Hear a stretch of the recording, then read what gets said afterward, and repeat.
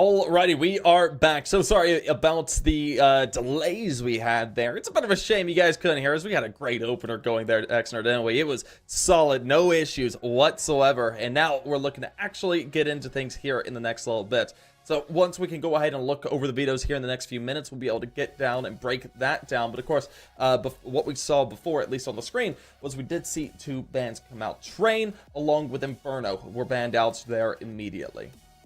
Yeah, I'm gonna be interested to see how things shape up here, given the vetoes and what's going to be taking place here. Obviously, these two rosters, both have been doing pretty well to get themselves to an exciting point in the coming season. As we will look at the Tsunami ban for Train, they get rid of that out of the gates. Anubis picked up for them early on. Then Nuke answered back from the side of Might, which, I mean, as far as I know, this has been very comfortable in the past historically for this team. Back when I was watching DJ play in ECL, felt like this roster would really thrive on this map. So I'm interested to see if that remains true. And they close things out on Ancient for the finisher. So I think all things considered, a veto that both teams looking forward to. I think maybe Might kind of favored overall, considering that they get to start on that T side of Anubis, but still. Be interested to see how things shape up, given the fact that we do see some kind of history in these vetoes. Yeah, no, it's definitely good to see. You like to see these teams going ahead and going onto the maps that they know they're comfortable with. So it definitely, we will be looking to get things rolling here in the next few minutes. Of course, Anubis coming up first. It's a very T-sided map when it comes down to it. I'm hoping that we see Mike go ahead and look to really press upon that. They need to go ahead and have themselves a rather stellar first half. If they don't, we could see Tsunami really sweep them away with the waves. Ooh, yeah, could be. They could be washed up right there. I mean, as you said, the older squad here in might definitely want to show that they still have a little bit of youth in them, and that they aren't washed up. Yeah, They're still ready to play. They're ready to fire up here. We'll see what they bring to the table. Here's Might, looking to bring the strength here out of the gates on the pistol round, rolling through with a lot of firepower, but there's a whole lot of resistance met by Tsunami here. Yeah, no, this is looking to be a bit of a fierce fight. So there we go. Fire, able to start us off. Looks for a little bit more. Jumps away. Louis lost his head, but Fire goes ahead and holds it down, finding another. DJ trades it back, though. Fire does fall along with Cajun. Leaves it all down to the man in the middle. Gotta look to see if Poseidon can come alive, and he certainly does. Fighting three. Absolutely beautifully done by him. And Tsunami able to go ahead and sweep away the first round, taking it their way. Yeah, and this is my first time really watching this Tsunami roster. Again, they kind of come from the iteration of that old Final Form roster, as far as I'm aware of. And what this team's able to bring to the table out of the gates is bringing through that core, but also bringing through Poseidon, who is just a proven piece of firepower. And that factor already being utilized by Tsunami. They set him up beautifully. He just stays in the back of the pillar, ready to fire away as soon as those two players die in towards A main. And that setup, the extra love that he gets right there, if that remains true throughout this best of three, he's going to be able to produce a lot of numbers for this Tsunami team.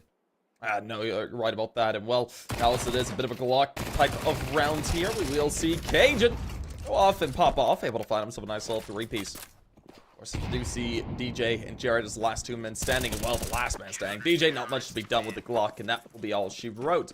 And also, man, I have to say, I think it's very apt that we see a player called Poseidon on a team called Tsunami. I mean, there can't be a better pair. They had to make it happen. They had to drop some extra dimes on it. Sure, they had to pick up the big name in Poseidon, but, it needed to happen, right? Of course. This organization has been eyeballing Poseidon for far too long, knowing that his name would bring them extra power. The power of the sea.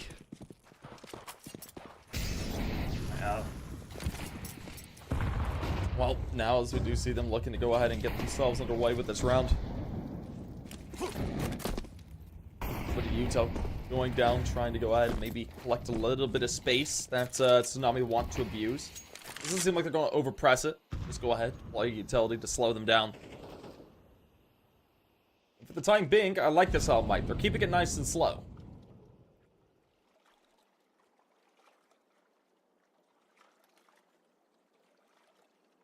A little bit of patience here out of the gate. I mean, Anubis T sides, defaults oftentimes hold up pretty well, so as long as you're trying to wait for these aggressive maneuvers that so often do come through on the CT side of Anubis, sometimes you just get rewarded for these aggressive plays. There's a little poke and prod, as you can see. Cajun gets a bit active in the middle side. No one there to meet him. No one there to punish. So again, it's all about taking that systematic control for this T side of Might. Being able to work throughout E-box. Seems like the next step in the flow chart here. Now. Well, now as we see them looking to press upon the site. Do see drop going ahead and dropping a little bit of counter utility. That's going to keep them nice and slow and separate this engagement. Of course, they go ahead and put down some extensive smoke coverage. Coolcom is able to spot out Louis. Finds out the first. Of course, drop able to follow it up. And man, oh man, Jared comes up in a big way, finding himself a double. Needs to go ahead and find himself a third. Tries to, is able to do it with the end of his spray. Leaves it down to a 2v2. He can certainly pull this off, but Cajun denies him. Now, DJ, last man standing, the veteran, needs to go ahead and show up. Gets digged down, and oh, that's just unfortunate. Fire just spamming away with Cajun coming from the side to get the final elimination. And a super steady hold there out of the gates from Coolcom's, able to offer up that initial multi-frag.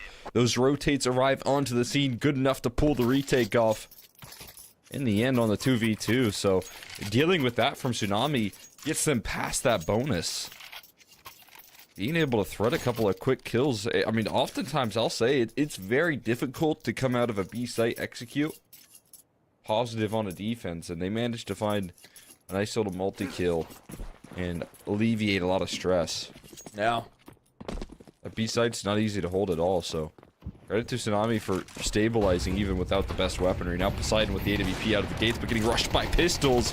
This is a quick approach here, and Poseidon's just missed a shot that could be costly. Chased down by a Tex. And Wreck Meister will chase successfully so now take control of this bomb site here. Full control gathered now for Tsunami. They play with the man up this time. Yeah, no, and I have to say, this is looking great out, Mike. I mean, this is a huge upset if they pull this off. Of course, Cajun from the back lines can be able to spot out the first, finds the elimination, looks for another, and Cajun coming up in a big old way, leaves it all down to Jared, stuck in a 1v2. He's got himself an optic use. Ooh, crouching right below the scope, and Cajun able to go ahead and finish it off with the HE. That'll be the defuse coming through, and Tsunami right now just absolutely sweeping away the T side of Might without too much issue. And this is beginning to look a little bit scary if you're that T side. Yeah, that it is. I mean, the ability here for things to kind of go wrong on the bomb site and for Cajun to rotate in and just save the day. It's definitely scary. This quick flank, though, formulates for so very long. Cajun lining up 2 quick kills.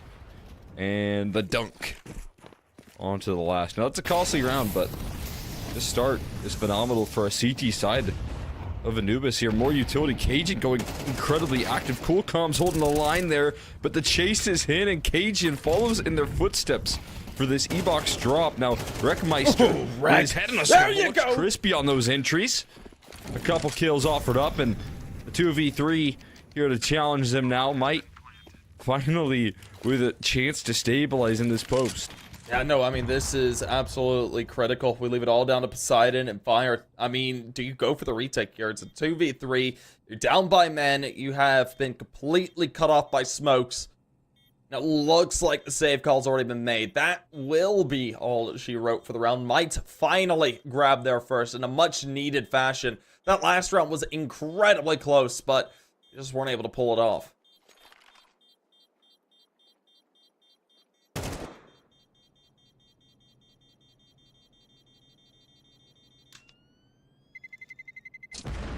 And if at first you don't succeed, try again. Just keep on testing that B-bomb site, it seems. Yeah.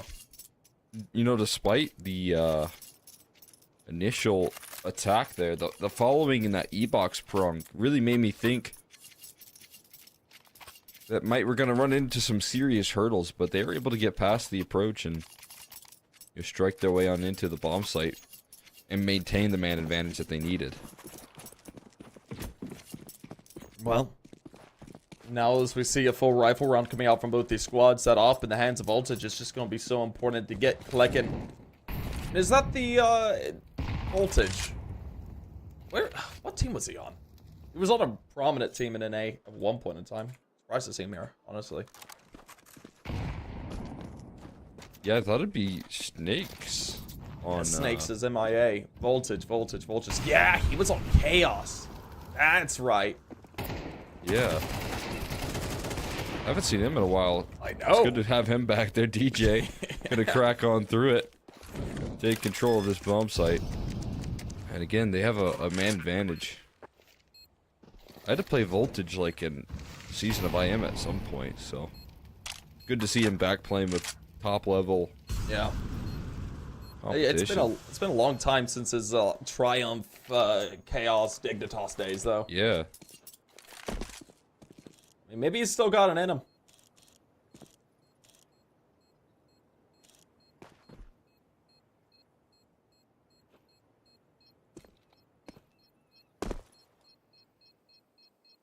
But hey, for the time being, though, Mites, they're looking strong. Able to go ahead and find themselves a second. They bring themselves within 2 of a tie. Of course, they're not letting the side Tsunami dominate too terribly hard just yet. So far, we've really seen just 2 players kind of carrying this on their back. You're looking at both Poseidon and Cajun. They've just looked incredible over these early rounds. Of course, you're looking at Drop, Coolcoms, and Fire being a little bit less firepower than what the name might imply, which is a bit of a shame, but we can hopefully see him look to get active here in the next little bit. But the question is, do we see Voltage get online here?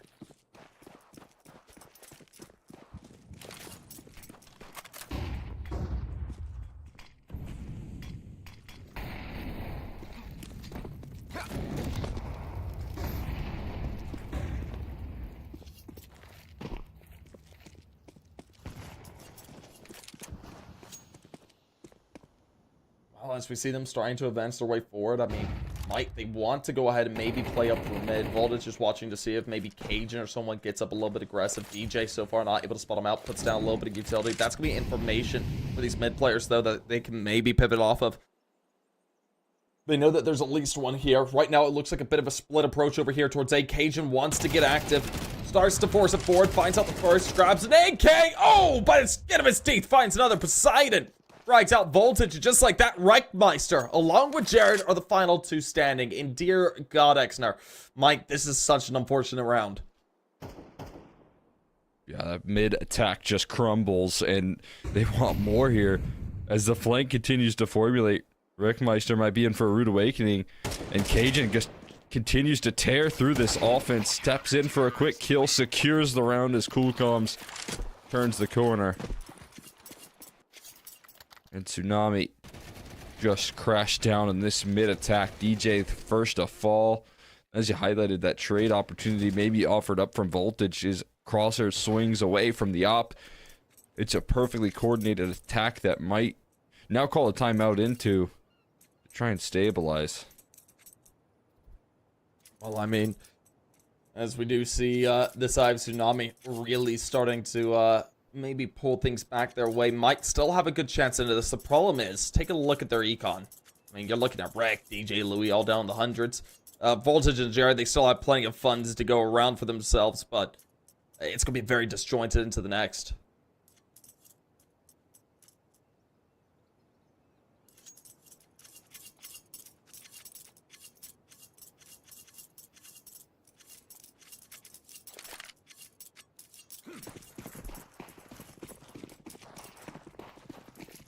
Back into the action here. Seeing a team with conviction. 4 AKs on the CT side. And E-Box peak to kick it all off there. They double up on the aggression. At least they take something back towards this B side, though. So a little panic put into this defense in the 4v4. Smoke should stabilize, and again, containing full control of canals should also help out even further. That's some well-timed spam there. Coolcoms goes down to 1 HP. Mm-hmm.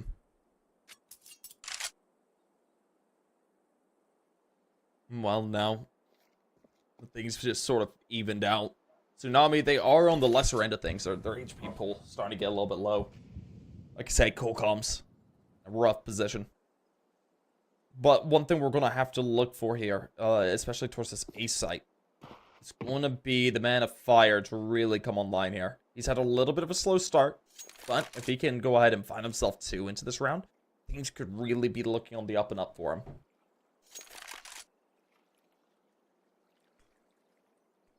Collapse going in, but they know this is going to be an A side end goal, as you can see from the CT side, converging on location. Tsunami prepared for the offense. Can they hold down the line? Cajun says absolutely, but the entry still follows suit, though. They still crack on through this bomb site. 25 seconds left on the clock before the digits start to get punched in. A lot of damage taken. The AG coming through from drop, and it's a Wreckmeister double off the util and the AK to close it out for Mike. So despite Tsunami closing the net on that attack, they still managed to come out through.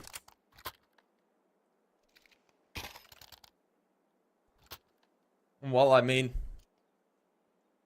just like that, Tsunami able to come out on top. Fire. I really wanted to see him do a bit more there, but unfortunately wasn't able to make anything happen. Now, as we get back underway with the rifles, I mean, Voltage has yet to activate yet, by the way, which is a shame. Might be not as, well, might be a little bit more rusty than what I was hoping.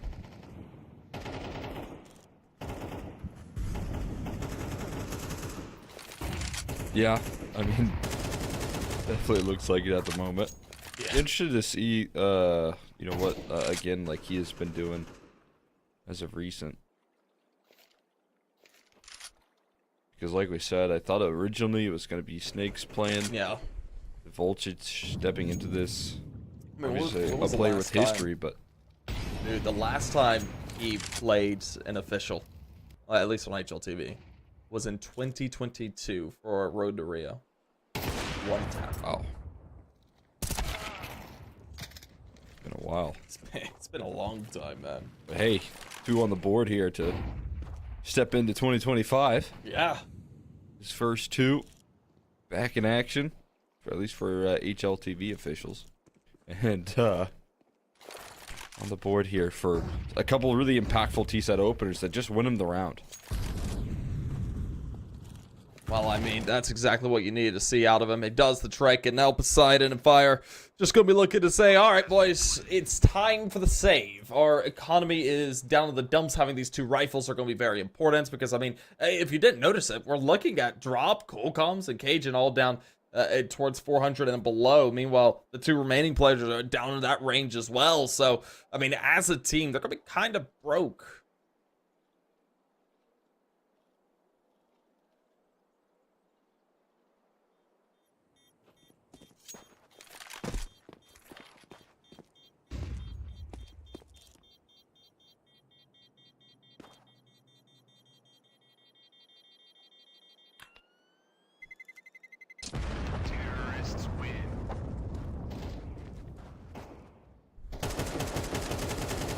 Oh, Poseidon! I can't believe he's alive.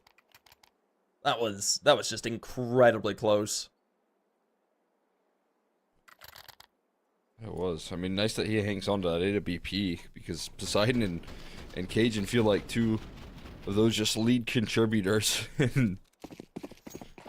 without him or really Cajun stepping up to the plate, those rounds have kind of been thinned out in a big way. So I know it at least having one of those with better firepower here. Ooh, drop. This is close. Oh, I can't believe he gets one there. There's a second to come from this as well. Hey, I mean, the pistols, they got 2. They definitely wanted more, but Poseidon, just say GG go next on this round. There is no reason to be this close to this fight.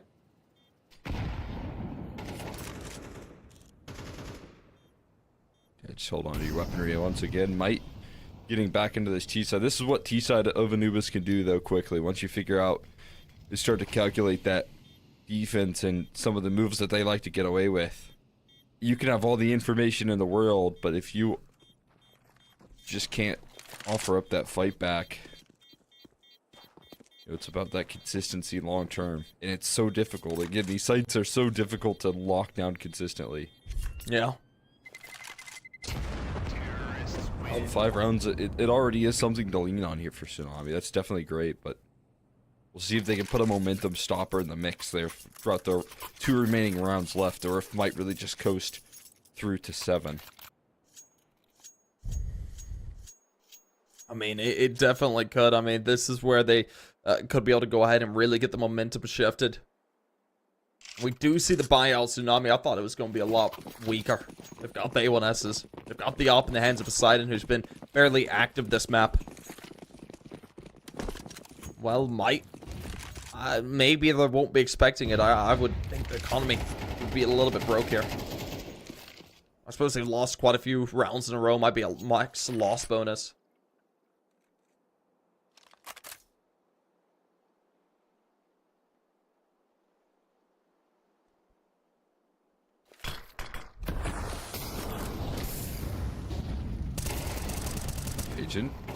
Tested by the utility there. Flash is well placed, but a 1-for-1 trade as you get the Opera put into the hold, but a step out forward with utility, and that cost him his life. Yeah, that's the voltage involved right there. Able to go ahead and get himself a huge activation.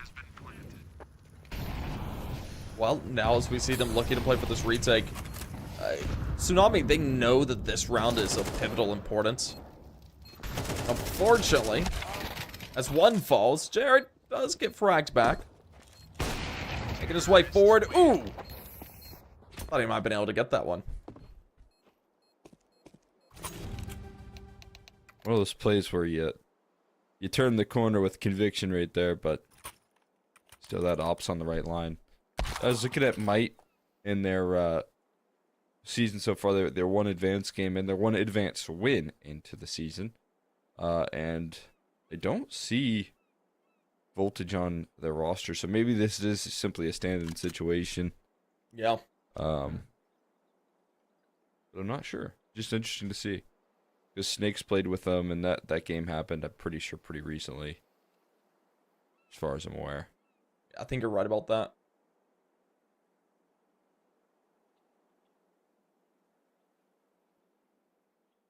Well, unfortunately, we do have a bit of a crash. Louis, he's very quickly able to reconnect into the server, but we did see a bit of a tech pause due to it. Glad it's not taking too terribly long.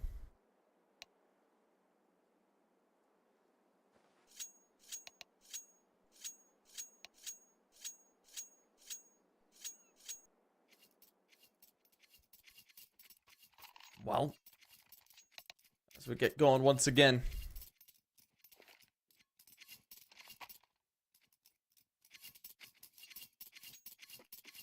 Maybe not. Might, unfortunate. Hopefully it doesn't take too terribly long to get us going again.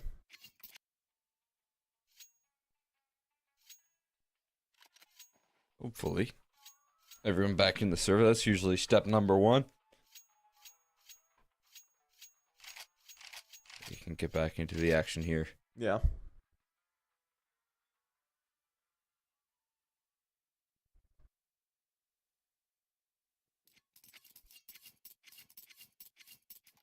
Definitely impressed with Might. The resiliency here, this T side turning into something that they definitely needed here, bringing through just a ton of impact here.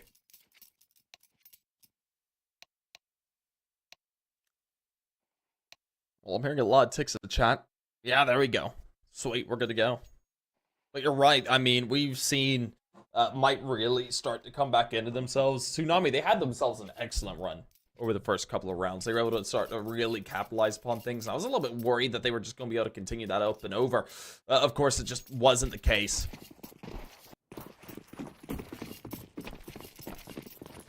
And now, as we see the util starting to get deployed. Ooh, this is aggressive, Cajun. Hey, he's known as well.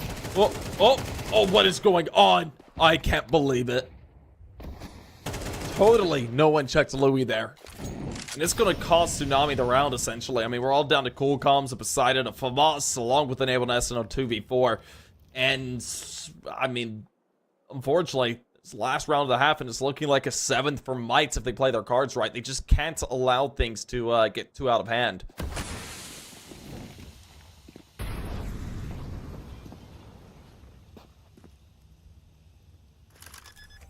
Might just taking the reins on these rounds here. Cool Comms tries to get sneaky around the smokes, but Voltage has come alive. Stepped into this map here in a big way. Poseidon trying to bring these troops into fruition. Into a kind of impossible situation there. Voltage will end this half positive from 0 to 5 to 6 to 5, I believe. I think he just closed out this half in a flawless fashion and completely turned things around. I mean, it's absolutely excellently done, and now we'll have to see if Tsunami go ahead and look to try and crawl back into this. They're down by 2 coming into the second half, but on the up and up for themselves. They're going to be coming into their T side. It is the preferred side, at least for the time being here on Anubis. So seeing them come into that, it's going to be rather interesting, but we've started to see Voltage come online, and I have to say he's coming online in quite a nice way. He's 2 years by the by when it comes to competitive CS, but some of the shots he's hit have been just incredibly quick. He might not be as good as flicking as he might once have been, but he's definitely been able to hold down the line in the situations he's been in, and maybe he's going to be able to leverage that here and now. I think so. I mean, I'm right there with you. It definitely feels like we're seeing a nice little step up.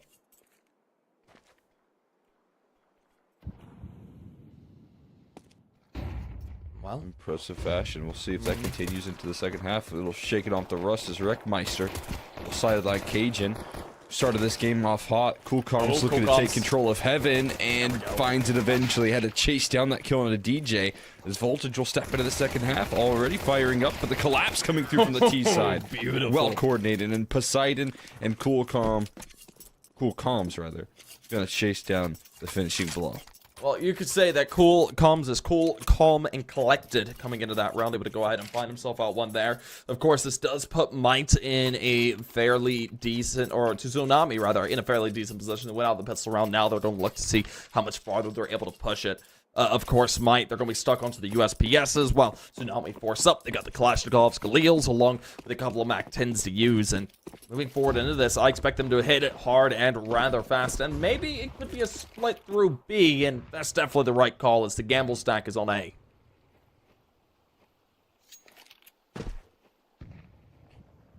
Yeah, you know, quick motion that direction. Gonna bring it into this round fairly quickly, and see those USPs and also scoreline just kind of get leveled out at this point. As you highlighted here, hopping into the favorite half, being able to now quickly tie things up. Move forward here in this matchup. It's definitely an exciting prospect here for him.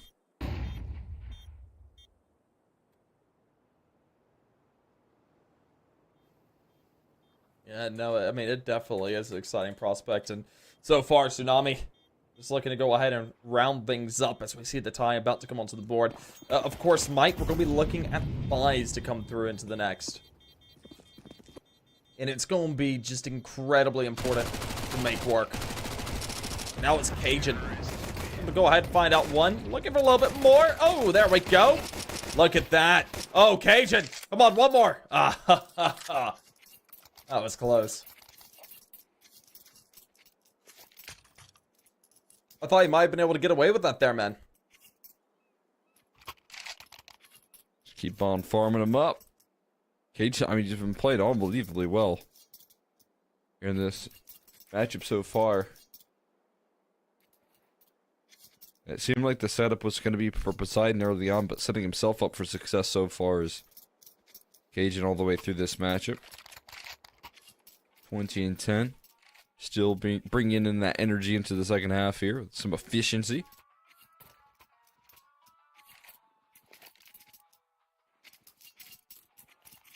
Well, let's see what they got into this. I mean, so far, Tsunami, they're looking really hot. Of course, we're into the rifles now for Mike, and this could be the turning point.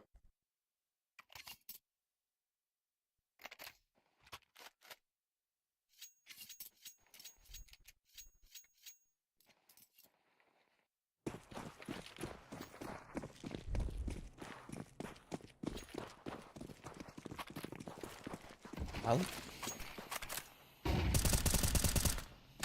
they just spam from Jared. Not going to be panning out into anything. He was hoping for a little bit more there. Now, they start to make their way up. Looking to go over here towards A. There's man Louis looking to hold things down. If he could get himself out the gate, that is exactly what we need to see. Well, full comms. Making his way up. Looking for an engagement. Spots out the shoulder. There's the headshot. Beautifully done. Louis, unfortunately, not going to be able to activate. We'll see DJ try and get himself into a good position. And before the smoke blooms, he gets one, but not two. Very close onto the second, but it's not there. It's like that Reichmeister, along with Voltage and Jared, the final 3 remaining. I doubt the retake is going to be coming out into this one.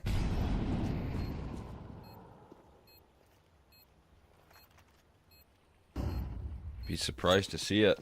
So much damage done from that heaven position. Maybe if a couple of kills could have happened, that would have been the determiner, but instead, collapse coming through from Tsunami and ends up proving to be costly. That one step jiggle a little too wide right there. That's a very that's just one of the more difficult positions to try and make that play from.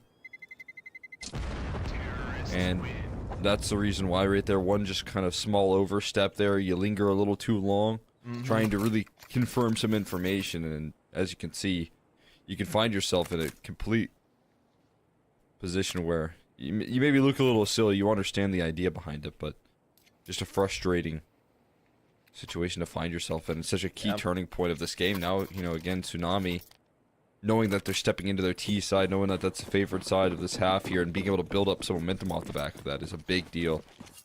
Really is.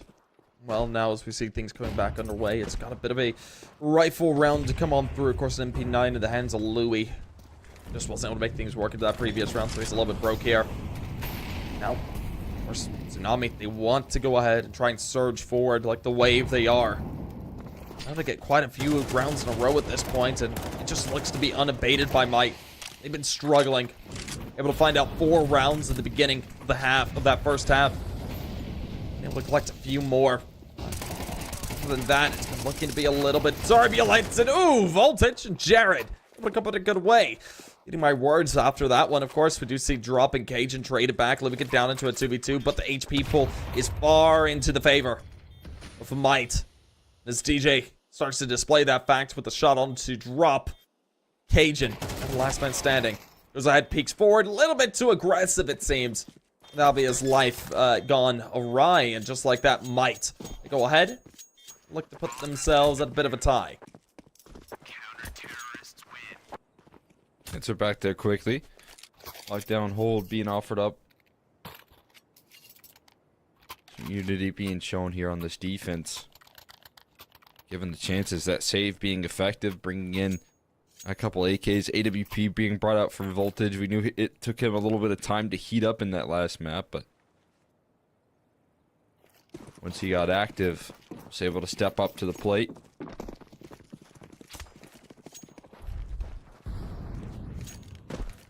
Alrighty, now.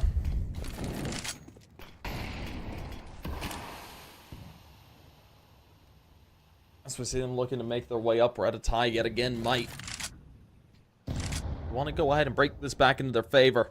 The economy of Tsunami is starting to get a little bit turbulent. Look at drop all the way down at 0. Cool comms 500. Sidon, just a K along with Cajun. That's something to be wary of. Now, let's make their way up. Dude, they're just pushing. With an escalate tactic, they're going ahead, hitting hard, hitting fast. 2 players to hold things down, both in that connector. You haven't been read into just yet, but the Molotov's a utility. Will start to force them out. Drop, able to drop the first fire. Gets out Jared. DJ does activate along with Reichmeister. They start to bring themselves back into this. HP pool going their favor. But of course, this op in the hands of Poseidon is a very dangerous thing. And he's going to be facing down Voltage here in just a second. Voltage looking at the wrong corner. Will loses like, dude, Poseidon just so quick. Leaves it all down to Reichmeister and DJ. Now as Poseidon just continues things up and over. Agent is able to close it off as DJ did get out one. Poseidon cutting off those important kills. This map just so interesting the way that this A fight works as well. You can see the motion from Might to take a main control as their means to defending this bomb site, but then conceding that much mid space in the way that Tsunami was able to explode on towards that A site. Understanding that when they meet no resistance, there's only one position Mike can really be, and that's either towards A main or passive towards heaven. And you can't hold a bomb site passive towards heaven, so they do such a good job of taking that utility straight to the fight, putting some early damage downrange on the Might, and making sure that, you know, DJ and Louis were as uncomfortable as can be holding down that A site. Yeah, you're right about that. And now, of course, with just 5.7s to use, Tsunami should be able to go ahead and capitalize. Of course, 5.7s are a very scary pistol when it comes down to it. It's one of those guns that can really turn things around in a round that looks unwinnable. As Jared starts to get things rolling, finds out one, grabs himself a Kalashnikov. He runs away with it, most likely to save it. Louis with a dig, holding behind the smoke. He hasn't been read just yet. That Molotov forces him forward, but he doesn't get ticked by it, so he survives. Unfortunately, doesn't look for very long because he does get spammed down all the way to 14. Voltage getting into the back line, P250 in hand as Cajun gets himself up here through mid. And oh, this is a very interesting scenario. They're aware that someone's up there. Yeah, Voltage, unfortunately, the P250 not going to be able to activate. Cajun about misses the shot onto Louis, but is able to recover. And Jared, you need to see where that Kalashnikov, man. If he can find out Cajun, that's a decent look. But unfortunately, hits the shoulder and not the head. Cajun's been an incredibly difficult target to take down here for anyone on Might, so finding themselves standing with their back a bit against the wall right now. On the CT side now, only 3 rounds away for the T set of Tsunami to close out. Put a lot of pressure on making it work here, but the level of depth that we've seen from Tsunami, the understanding on how to force these defenders, I mean, for the most part, towards this A side pretty consistently, to be uncomfortable, has been a huge asset. Maybe now they set the targets towards B. There's a big opener from Poseidon's AWP. Sets the tone early with that opening duel. Gives him a 4v5 and immediately creates chaos on this B bomb site. They're taking control of this site. Oh, yeah. And a spam through the smoke. It goes awry, though. Drop had the right idea, had the right line, but all of the damage is favoring the defense here as they eventually walk into the scopes. And we settle into a 2v2.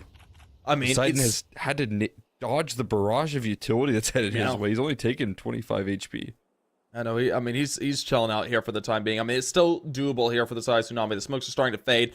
That's their advantage is starting to fade away as well. You do have Poseidon on that op. He's going to need to look really hot. So, of course, Voltage on his. He started to come active, but not as much as he needs to just yet. And as Louis looks to get ready for a fight. Fire wants to make his way forward. I mean, they have the bomb in hand. They could have Poseidon try and rotate out. The problem is they don't have a smoke to shield his retreat. And now, oof, as Voltage finds out fire, that'll be Poseidon able to capitalize off of it. He's got a single bullet in the chamber. 30 seconds remain. Is he going to fake the runaway? Or is he just committing? Oh, he's just committing. Ooh. Oh no, is he going around the world? I thought he was going to fake it back to B for a second there. Quite. Instead, Louis gonna start to hit the brakes. You're slowly. Bomb not necessarily planted perfectly, but Poseidon walking head to head here, right into the crosshairs, and knocks down Louis in the clutch, making sure he can't close it out. And then he rubs it in. As Tsunami looking to wipe the slate clean. And shut down Might here on their map pick. Well, here we go.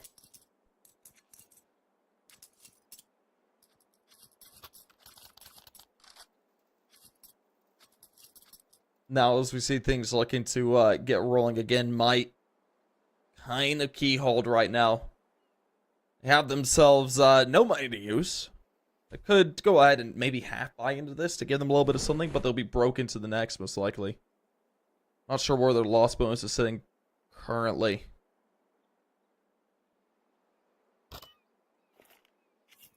Well, we get underway with this tactical pause, come to a close. What are you thinking, Cole? I mean, I'm thinking they got to make it work here with the half buy. And that is a lot of pressure to put on to Might. Otherwise, you're looking at Tsunami claiming map point here to kick off their map pick. And you get not the end of the world that might be the case. They have Nuke around the corner. Look at the decisiveness, the utility to almost take down Jared. He's on 1 HP after the dust settles. And they throw all of that early just to go quick towards A. Look at the group up right now, and they're going to make a decision here very quickly. Ooh. Nicely done, Voltage. This time, he was able to make his 5-7 work. They're stalled out towards speed. Look at this. I mean, Louis doing a good job playing behind this smoke. Flashbang does connect. There's no HEs through at 1 HP. He doesn't get anything. Are you kidding me? That's brutal. They wouldn't stop spamming the smoke. They just kept on sending it down range. And despite Louis doing such a good job of buying time, as he goes down playing around that smoke, the chances of this round going well for them limit. Well, I mean, this is looking to be a little bit rough, and ooh, there you go, Wreckmeister. Able to get out one. Of course, Jared does fall, and so does Wreckmeister. That'll be cool calls to go ahead and close it on out. Tsunami, take it their way. Just like that, map point is hit, and they're going to be trying to send us on into our second. Of course, second map of the day will be the map of Nuke. That is Might's pickup, and one that they've been comfortable on in recent years. Yeah, so that's something to look forward to, but I tell you what, you do not want to play this team while they're looking this confident. So as you can see, man, this is a team on a mission at the moment.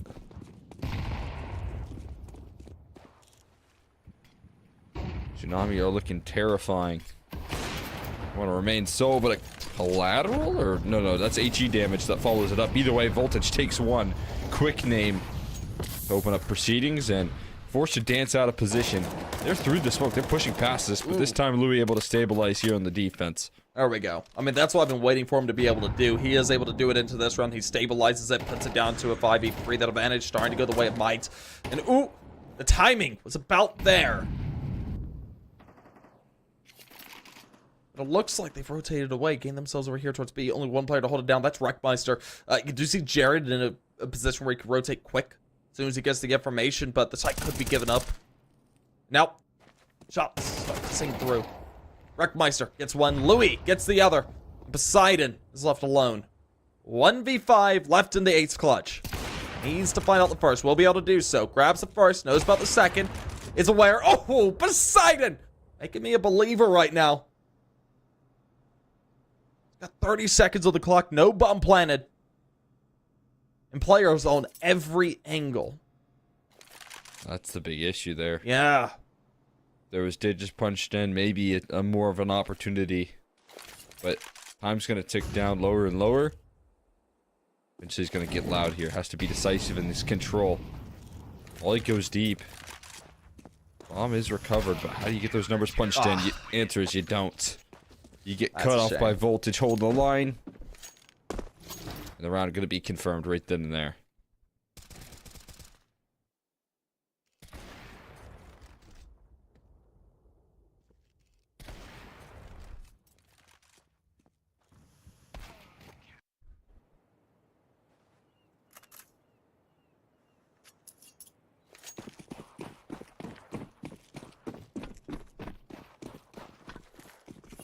Well.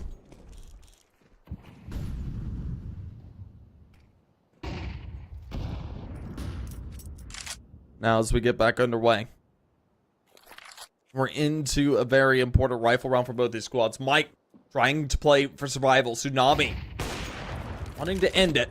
Unfortunately for Voltage, his timing on the shot just not there. He goes ahead, readjusts. Looking to go ahead and take a second fight. He could be able to get a collateral here. They swing at a bit of an odd time. And hey, it works out nicely. Playing through the fire and the flames. They get the kill. Up collected.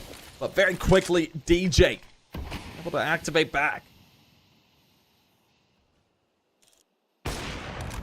Ooh, what a shot right there from Poseidon. Stepping forward, threading the needle. And collects, maintains the advantage here in favor of Tsunami. They have another smoke here. They could use it to force Jared off, and then that would put Louis on an island on this A side of the map entirely with no help. Except for some hopeful spam through the smoke. That's some help right there. That's a lot. As Jared cuts off one player that could offer up a trade. Louis able to camp himself in the corner of heaven. Eventually falls to a 2v2 as the collapse comes through. Jared already pushing past this. Heaven position, close range, Molly out from Poseidon. The chase down is in, but fire comes out on top. A 1v2 here for Jared to close out. And as soon as you think Louis is all alone on that A site, Jared has something special to help out in the defense, and it keeps Might alive here on map 1.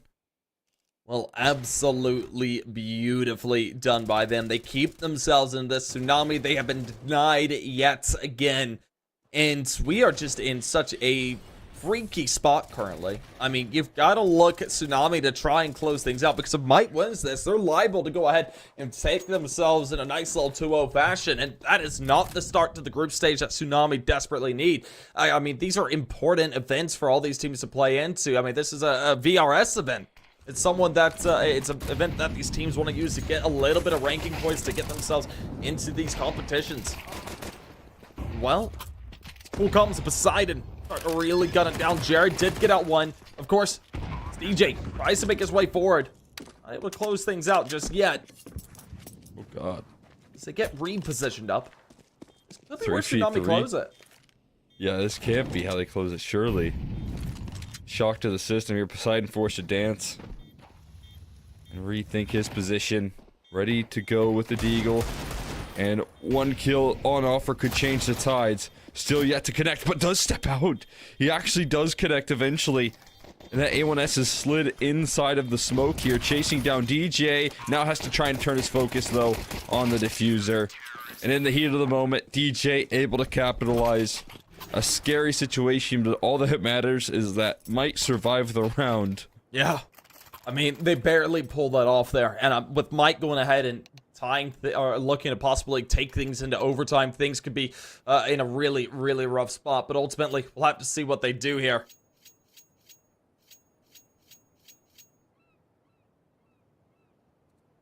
Now is this tactical pause. It's looking to come out. Mike just thinking things through. They know that overtime is in the cards. They're just looking to try and push it over the edge.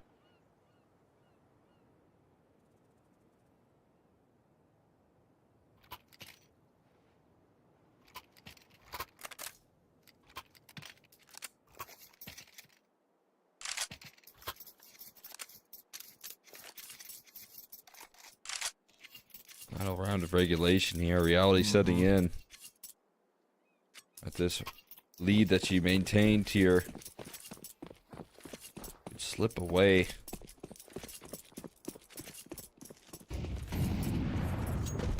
That's not something that you want to see if you're on the side of Tsunami. You want to close this one out with confidence. Yeah. Set yourself up for map 2.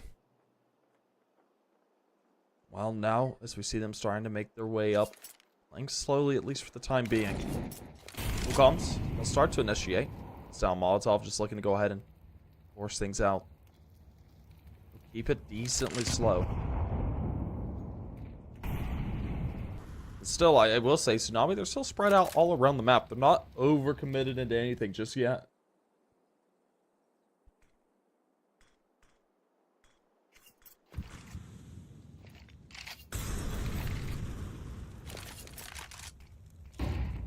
Looks like back to the ultimately slow they're going approach for the default here. Makes a lot of sense as you look to try and stabilize a little bit, and they've been able to work a lot of this map control at the very least, so that's something else to lean on. Well, you see them starting to get this fight together. Voltage waiting patiently. Don't get some information. There's the first kill. Cajun cut out, leaves it down to a 5v4. Trying to make their way a little bit farther forward. Mike looking to possibly... Ooh, that could have been bad! Oh, Louis! He keeps him and his teammate into this still. Fire! He's adding releases a little bit there on the Voltage, leaving it down to a 4v3. Tsunami, have the chance, but Cool comes. Link gets one and falls. Poseidon activates. Jared finds one, and unfortunately for Poseidon, he's gonna be only able to get out one there with the nose scope. And just like that, that's Mike sending us into our first overtime. And absolutely wonderfully done by them. I think this might be the first overtime of the year here for CCT-NA. And it's a very much needed one. If you're the side of Mike wanting to push this over the line to possibly do this one in 2. Yeah, I mean, just a big time play right there being made in recovery. That huge saving grace spray coming through just in time to lock down the defense. And bring this one in to overtime to put this Might squad in a position of power here. It's a position that they definitely want to be in.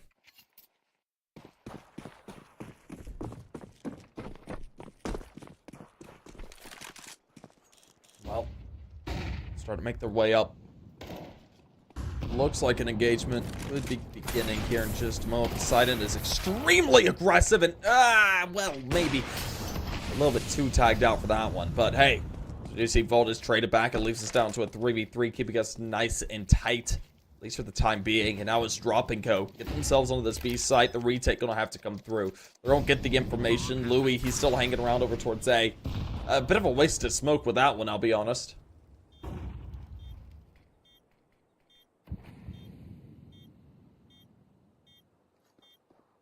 Well,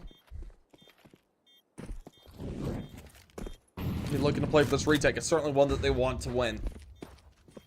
Not the end of the world if they lose it, though.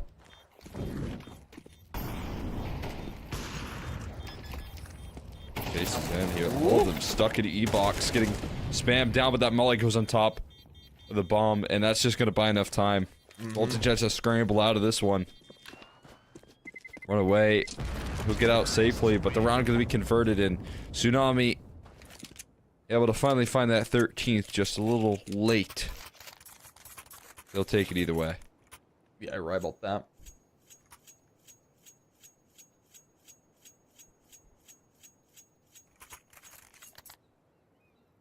I thought that might have been an audio glitch, just now hearing the knife come out over and over and over again. You know what I'm talking about? Yeah.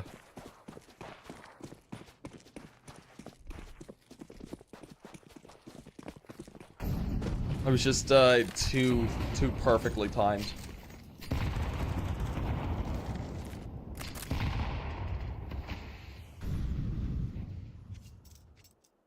Well, as we see them starting to edge their way up, this is a very important round for both these squads. Tsunami, go ahead and do this. Just need 2 into the next next half to be able to pull this off. I think they're playing to try and flawless.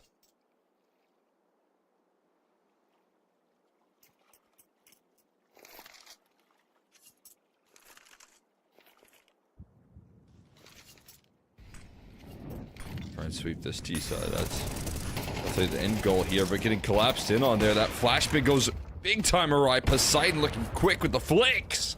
And a second one offered up there from Poseidon. The chase is in though from E-box. And again, Poseidon looking to try and find some follow-up, but gets run down, dropped now. In a position to try and clutch this one up, but has to drop into the canals. Yeah, may drop. Ooh. Fact that he's alive still. He wants to force this. Ah, that's unfortunate.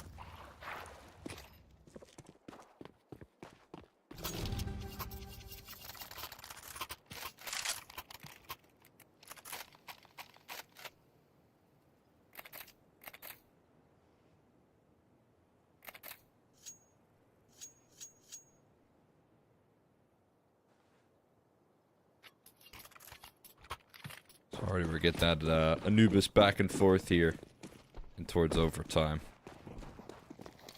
Seeing that take place pretty quickly here between these two rosters.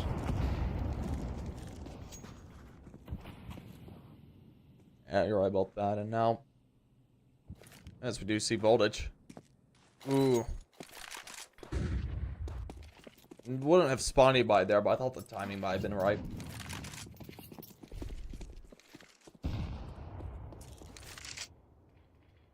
Still. get themselves into this.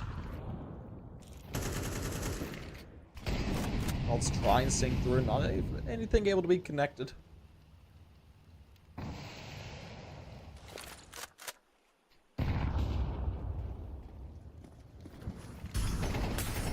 The uncovered position. Oh, now spotted out. The Molly forcing him back here. Louis crouched up against the wall there. Gets a multi-kill. Looking to lock down the defense, but Cajun pushes past the smoke and gives him 2 of his own. 29 kills for Cajun, looking to make it more, but still burnt out of this round, and the overwhelming rotates that come through from Might close things out. And the CT side walks away with 2 here in the first half of OT. Yeah, no, beautifully done there, of course. That does end things out 14-13. Right now, 2 rounds are needed. They're going to be the side of Might. Or is it the HUD flip?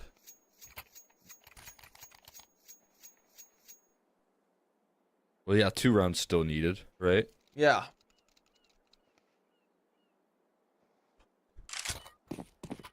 But we'll see ultimately what they're able to do. Right now, things could go 2-0 here in the series. They play their cards right. Tsunami, the odds starting to not favor them as heavily as it was before. Well, so they make their way up. Nice and slow, and ooh, that's an aggressive swing, and I like it. It does work. It gets himself off some good damage. Kolkom's able to get out too while he's tagged down to 20 HP. Ooh, that's unfortunate.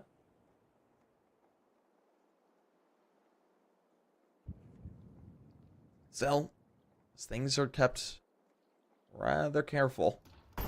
Tsunami, they know that things hang in the balance. They can't afford to drop another round. Map points right around the corner for Might.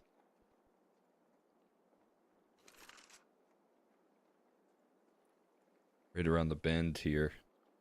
You'd have to hop in knowing that you could have closed out the first map, down a map instead, and that's not a position you want to find yourself in. But a man up here, that's certainly a situation you'd like to be in. No kidding. It's looking good here for the time being. Well, shots start to sink through. Drop, not able to get the connection he wants. He's tagged down to 34 instead. DJ goes ahead and gets the clown to the ground. The Molotov burning him away. He does get down in time while Cajun gets the trade. Of course, Jared refrags it back, leaving the man advantage to the side of Tsunami, but Might both holding up here in the connector. 2v3. This is rather scary. They're going to try and separate themselves. They know that getting into this position together could be a bit of a mistake, but beautifully done. Wreckmeister, along with Jared, find out frags each. Leaves it down to Poseidon. Poseidon goes for the swing, and unfortunately for him, Wreck looking absolutely beautiful tonight. He's able to go ahead and close things out for Might as they hit 15 and are now within 1 of sending us into the next map. They just face the brutal reality here that they're dealing with a team with players that can just lead this roster with experience. And look at this clutch ability here in the 2v3, stepping out Wreckmeister and Jared, stepping into those fights and claiming control of this map in series because of it. Yeah. 1 round away from closing it out now for Might, and they've got 2 chances here in OT number 1. Well, let's see it. OT number 1, are you coming to a close, or are we going to see this continue on for a little bit longer? It's sending us into a second. And at least for the time being, some good damage going both ways. The HEs Look at that. Doing the most currently. Poseidon able to get out 1. Of course, he did fall as well. You love to see it. Dude, the HEs right now, this round. Just bombardiers. Every day you see that. See what can take place off the back of it here. A little bit of re-aggression right into the open arms there. Nice step out from Jared, but an instant trade. Also on offer.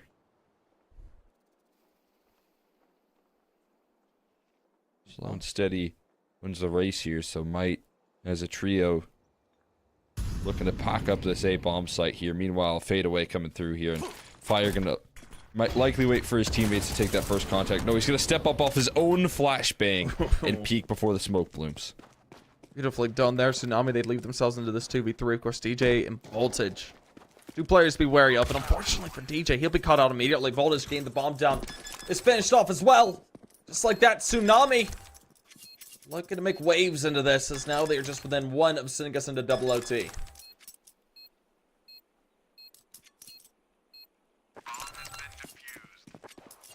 Just treading water, though, here on this. Tsunami's ties one round to close out.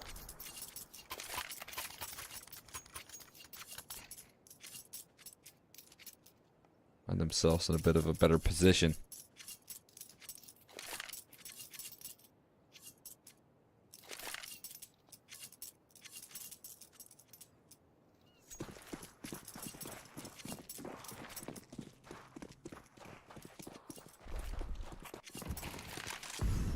Alrighty.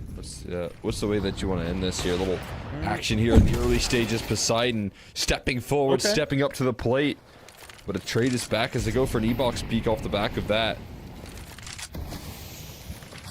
And hey, things into this one. Looking for an engagement now. Oh, dude. I can't believe he gets that. That's just brutal. This is looking like double OT, man. Unless. Whoa. Unless. Wreckmeister. I mean. Well, now they know where he is. 1v2, but these players are low, targets. Though. Ooh, the timing. The timing! Just so unfortunate. Well, that's double OTs. Tsunami! Getting themselves into this. Able to stay alive here. Stay afloat. Continue to fight forward. Tsunami not ready to give up on this one just yet. Say make it happen here. In the late round in the clutch situation, so back to level playing fields now. We'll move forward 15-15. We'll see again a huge step up. Poseidon and Cajun still firing on all cylinders, but we have seen more players get involved. Cool Comms has been huge in the mix there as well, so a lot more decisiveness out of these players stepping up to the plate. And you're right about that, and now, ooh, dude, they're just absolutely running in. Who needs to play patiently when you have nothing but speed on your side? And, oh, there you go, Louis. A little blind kill there. Of course, Cool Comms does get a trade onto Jared. Now they do the same. Cool Comms gets himself a double, spots out the third. Cajun able to grab him, though. And as soon as the information is had, the players are executed one by one. Dude, this is Poseidon. Wow. God. I can't believe he went for that. Oh, the BM. The BM is mental tonight. I'm liking it. Been seeing that all night so far. It remains here in this matchup. Rub it in. Tsunami now giving them a taste of their own medicine at this point. Might were two chances throughout that regulation, or rather throughout that OT to close, but missing out on that opportunity is going to hurt them. And it might have cost them the map here. I mean, if Tsunami can go ahead and keep up the momentum to start to shift it farther and farther into their direction, things could look really, really hot very quickly.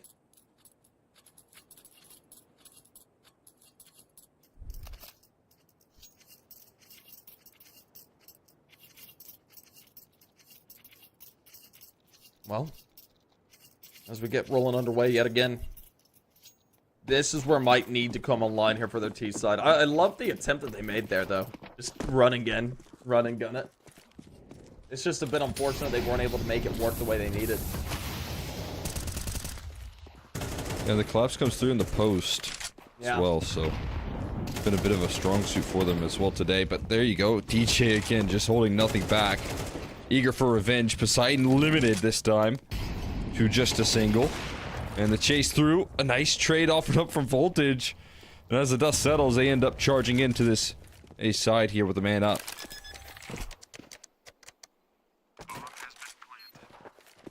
Well, here we go.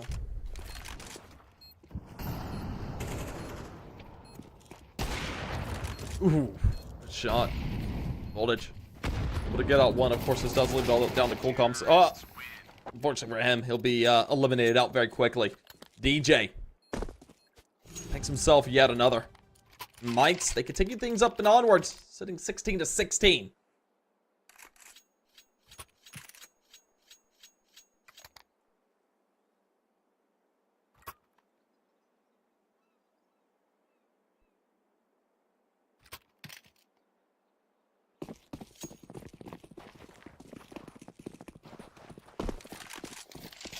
Back and forth continues to remain. Mm-hmm. Let's see how long. Next round, we're going to determine that here. Tsunami taking initiative. Look at this play. Cajun pushing past the smoke, getting just unbelievably aggressive, spamming that smoke at a really rough time and on a tough line as Louis steps past it and connects.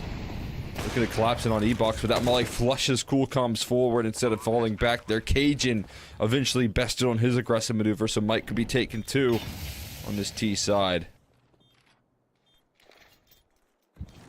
Well, I mean, now Mike looking for another, of course, wreck. It's wrecked out there. Nice little drop kill comes out from the side, and of course, as we do see Fire try and make his way forward at the last minute, he is eliminated out as well, and Mites, they move forward. I have to say, Overtime has been just such a back and forth approach every single round. A little bit crazy. Absolutely. Wild back and forth here so far, but as the dust settles here in OT number 2, might take the lead again here, and have at least proven to be the team that can remain on top in OT, which wasn't necessarily the case throughout the entirety of regulation.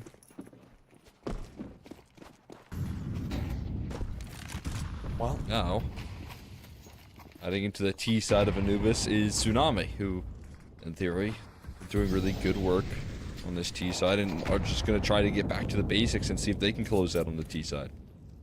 Yeah, we'll see if they're able to do so. Now, might just gonna be playing it decently carefully here on their CT side. They know that everything hangs to the balance. Winning 2 rounds in a row would close it.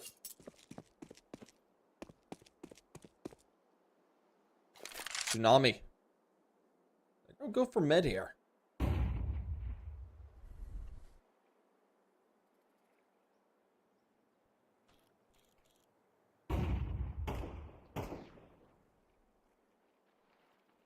Promising route. Again, just a very, opposite to what I'd have been doing, which is instant off-spawn aggression. Very quick paces. This time, slower approach for Tsunami once they head into their T side, looking to take it more measured. Difficult hold ahead of these A defenders as well.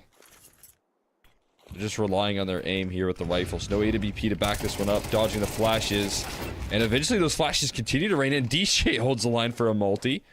And now Louis in the back of the cake. They know he's here, though. You know there's another defender ready to go. They should.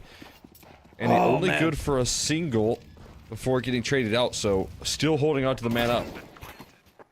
Oh, goodness. But Jared, thinking it was safe to get that utility off right there, ends up getting sidelined, going ahead of the pack. No trade yet available, and Cool Comms looking to shut this whole thing down. Voltage steps forward, back turn, but a missed spray. Oh my God. Fire couldn't connect, and so now time to react. Voltage steps up clutch. I mean, absolutely brilliant there. We do see another round go the way of Mike just by the skin of their teeth. Man, the fact that they didn't find Louis quickly, they lost one to him, is just absolutely critical. They need to find him cleanly.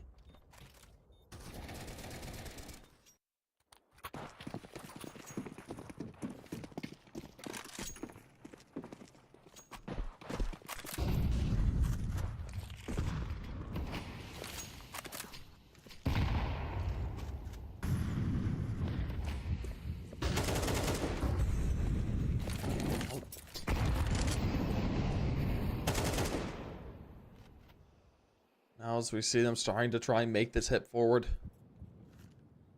Might are currently sitting in a nice position to try and end things out with this one. This is the final round needed, the nail in the coffin. Tsunami. They're edging their way forward, and no one's watching mid too heavily. Of course, you do have Louis watching it from afar, who's able to get out one, but not two. Gets off heavy damage on the drop. He does survive. Now as they go ahead and play for the double swing on the DJ, they find the elimination, the man advantage. Starts to go the way of Tsunami. They're looking to keep themselves into this. They want to send us into triple. Of course, Voltage, Wreckmeister, Jared, all could be playing for this retake. Voltage holding the angle, finds out the first one to Poseidon. That's the upper dropped. Now, bit of extra damage going down as we do see Jared find himself another. As we see Drop finished off as well. Cool Calms. Last man standing will need to be cool, calm, and collected. He tries to be, as he's only able to find out one, but that's going to be all she wrote. Wreckmeister able to find the finisher with Jared on the defuse. That will be Might. Moving on, 1-0 here in the series. Yeah, and kind of a surprising way to finish right there. I feel like again, Tsunami were making a great case to get right back into the second OT and try and take us into triple. Yeah. But closed out with a very proactive and well-coordinated retake right there. And Might just hanging on all the way throughout regulation, being able to put up the fight on that defense eventually, and then closing things out just shows there is a lot of valuable experience on this Might roster that when the game gets down late into the wire, it definitely matters that you have players that you can lean on here to activate. And for Tsunami, impressive results here earlier in the map, but trying to close out when they got 12, a huge problem right there. I mean, it felt like they had such a position of power. All they needed to do was close out, and I felt almost more so an issue in the mental game there for this team, rather than the actual game plan, the development, because they looked good up to that point until they had to finish the job. That's where the task kind of collapsed and the problem started to arise. Yeah, you're right about that. But of course, that being said, we aren't done with this series just yet. We have another map going to be coming up here in the next 5 to 10 minutes. That is the map of Nuke. It's the pick of Might and their best chance to do this in 2. So folks, don't go anywhere. The series will be continuing in just a few moments' time.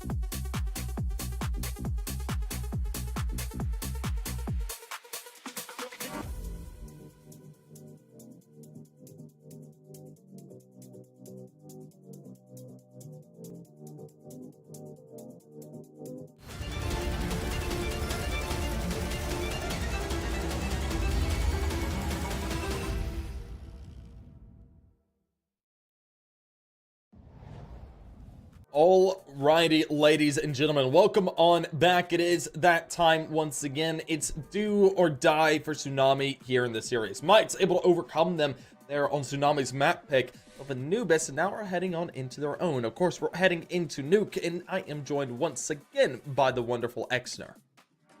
Yeah, I mean, it felt like, again, Tsunami had a position in which they could have been heading into this map, up a map here, and in a position of strength, but instead they kind of fall victim to what I feel like is a little bit of a mental hurdle in terms of trying to close out Anubis, and now we hop into, again, a little bit more comfortable territory long term here for this Might roster. We're obviously dealing with, I think, a little bit of a stand-in situation as far as I'm aware. Yeah. And they have to step into this with a position of strength here. I think it's definitely a good sign that they're still able to fight through a comeback despite some of the situations that they're in. So impressed so far with what Might have to deliver, and I'm interested to see what else they can do to try and now close this series out.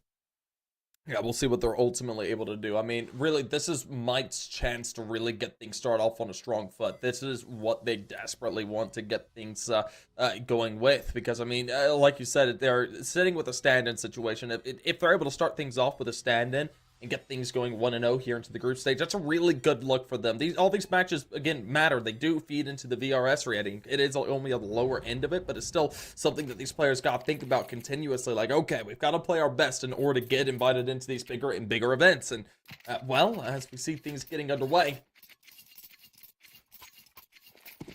we'll be looking at, well, the side of Might. Start off there on that T side. Tsunami on the CT side. Let's see if the wave of Tsunami is able to finally close things out for themselves to take a map. Yeah, get things back on track here for them in this series. See if they can do that on the CT side of Nuke. Kick off here for this map. DJ taking a long-range duel up against Cool Comms, already sidelined. They're knocked out of the round pretty quickly. Now in towards the A side they go, and a lot of emphasis and a lot of focus on defending off this squeaky door, but that allows for Wreckmeister to step forward straight through hut and collapse in as he gets all of these kills, and everyone really caught a little bit unaware. Now Fire gonna have to blow open the doors, and Wreckmeister with 4 kills on the pistol completely sets the tone here for the second map.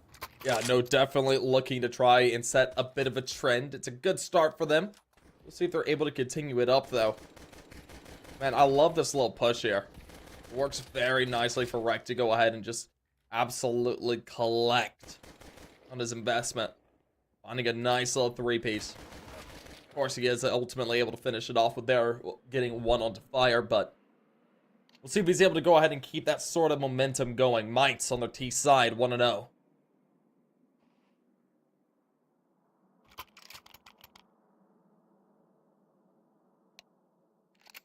Brings them up to a nice 1-0 here, as you said, and then now it's going to be an interesting decision here of whether or not they go for a force buy. At the moment, it doesn't seem like they're all that interested in making a steeper investment, but obviously with a little bit of a pause action, you never know.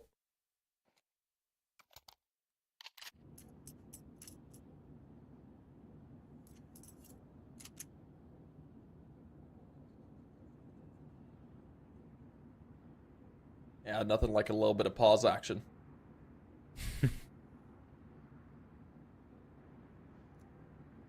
Absolutely. I'm trying to see, what the kind of future holds, because obviously this Tsunami roster has.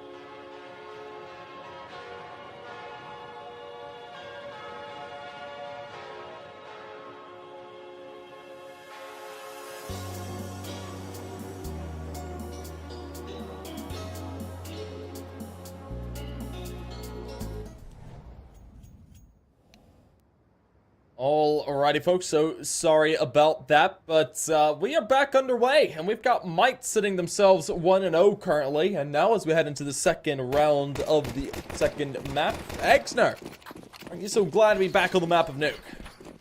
Oh yeah. Ready to see how things shape up here. Got a decent little map pool to play off of, and we do get the 4 spies coming through here, actually, from Tsunami. After the pause expires, it will go for the pretty aggressive investment. We'll see if that high risk, high reward pays off, as the hold is good from Fire. 2 kills out of the Deagle. But the trades also work in favor here of the T's. Things slow down a little bit. Cajun dives back up the vents, interestingly enough. We play out a 3v3 here. We'll see how they get those digits punched in.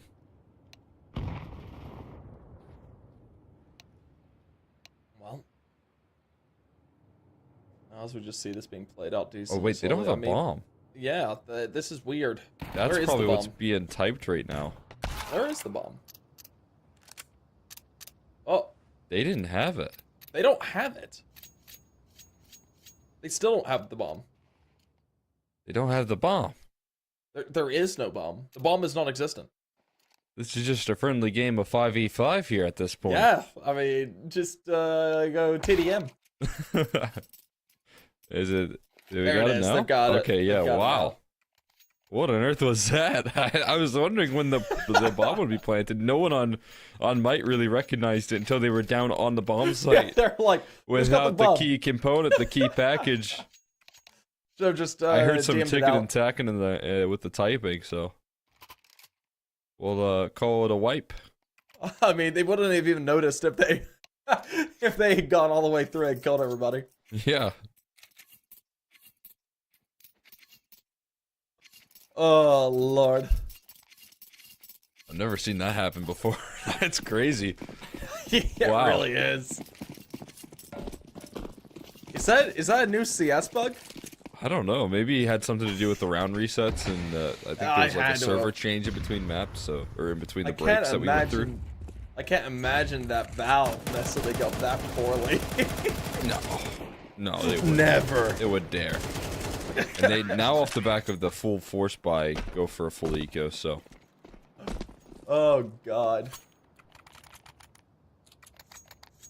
I kind of like that. I felt like Might were definitely in control of that round. So, yeah, not a bad idea. Call to save. Switch up the approach a little bit. And as the action will resume with the bomb in hands of Voltage, we'll see how things shape up for the first gun rounds.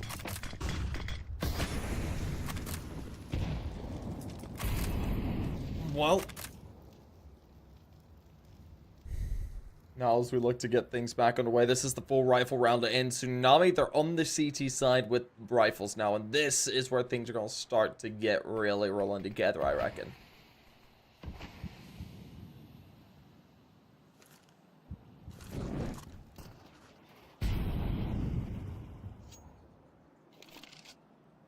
Well. Ooh, look at this.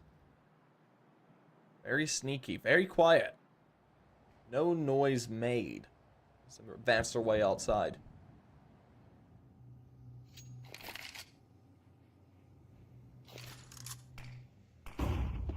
That's util. So I skip it down. Look at drop. Ready to take engagement. It's the info. Drop's back. Not wanting to overdo it. Don't blame him on that. Ooh, good movement. Able to get himself up, re-engages, gets tagged down worse for wear though, all the way down at 4 HP.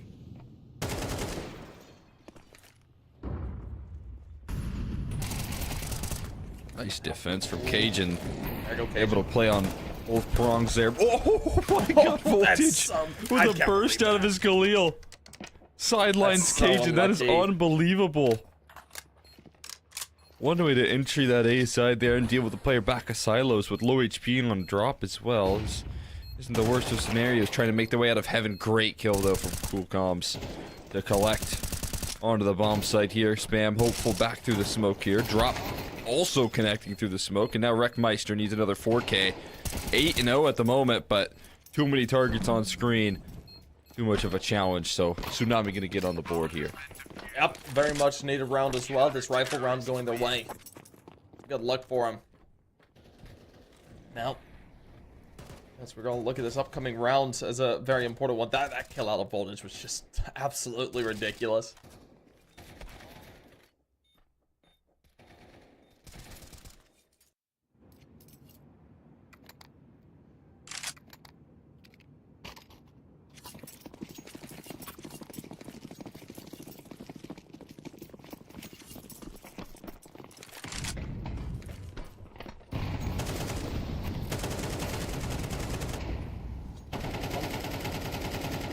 They look to make their way up. Ooh, voltage. Good line.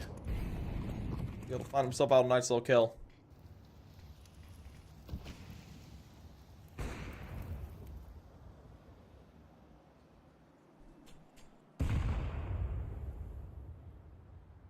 Well, I'll be decently cautious. DJ. Waiting. See where they come from. Now, full comms. There you go. Cheeky kill. It's able to equalize. Cool Comms still fighting forward here. So much impact on the Cool Comms, but still looking to blow open the smoke. Gets another one. Cool Comms putting this round on his back, or at least trying to. It's now going to have to be in the hands of Fire instead, though. Cap it off and walk straight into the op crosshair. As Fire walks into the line of it. Voltage will capitalize and might move forward there, despite Cool Comms' lockdown defense. They lost everyone else in the meantime, and Tsunami, they've taken it to a quick shutdown. Well, there we go. I mean, super unfortunate for Tsunami. This was a round that they needed to put together to go ahead and tie things up. Instead, we see Mike continuing things up and over. Now sitting themselves up by 2 and possibly looking to go ahead and get themselves into a 3-round lead as well. And as Voltage just continues to hold this cheeky angle. He finds himself the first into the round yet again.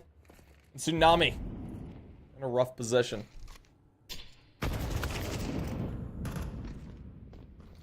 Great utility that blow open the smoke. Even better utility here tossed in to keep Fire away from escaping because of the fire right in his face. As DJ will land the trade, Poseidon gonna be forced to fight out of this one with the deagle in hand, ready to go. Not quite gonna take place there, nothing too crazy. Might move along there up against the anti-eco pretty comfortably, up to 4-1, and building up a fantastic T-side already before the op is going to come back out. And one of the key components of this defense over on Anubis, and for that entirety of the map here, was the combination between Cajun and Poseidon outputting frags consistently. But Poseidon still left on 0 here as he gets the op out, I believe for the first time as well, so maybe that can be the turning point for him. Well, yeah, we'll see if that turning point is coming up ahead now. Voltage going ahead and taking a different angle. He's not going to get any good chances there. Looks like Wreckmeister wants to get really aggro with it, and certainly does, and it is done rather well at that. He does get tagged down to 23, so that'll be something to be a little bit wary of. Dude, he's just continuing. If he finds Poseidon, okay. I didn't think so, but it would have been mental.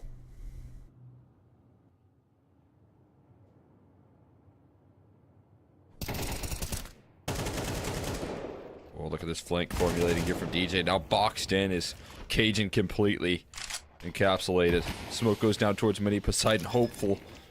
Dive up the vents. Shut down by a Molotov, so this could already be save formation here from the CTs, depending on what they want to do long term. Yeah, no, we'll see ultimately what they do decide to go with, and save call is the name of the game. We'll carry over what they can.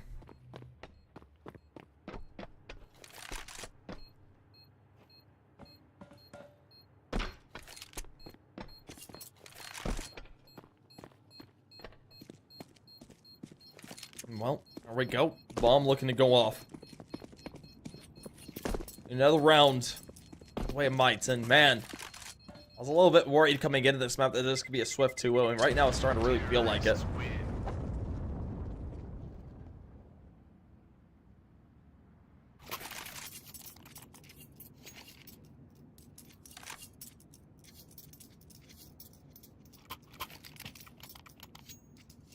5-1, looking fantastic on Nuke. I mean, this kind of was what we anticipated out of the veto here. With Tsunami stepping up on their map pick that we knew was going to be kind of strong for Might as well.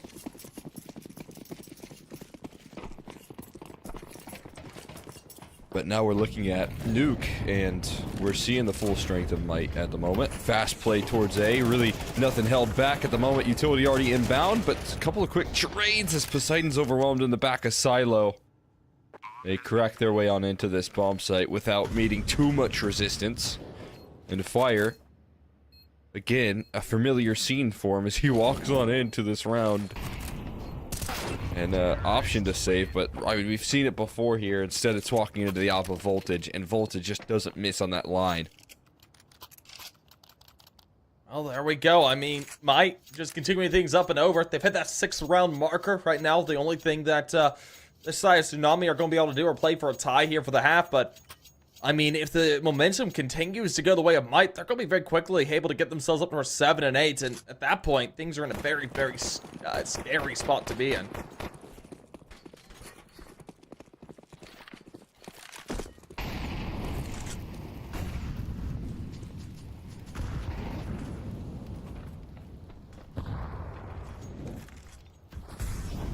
Change of approach here. Coolcoms, who's been a great defensive measure, taking a forward stance towards out of yard, but sidelined instantly.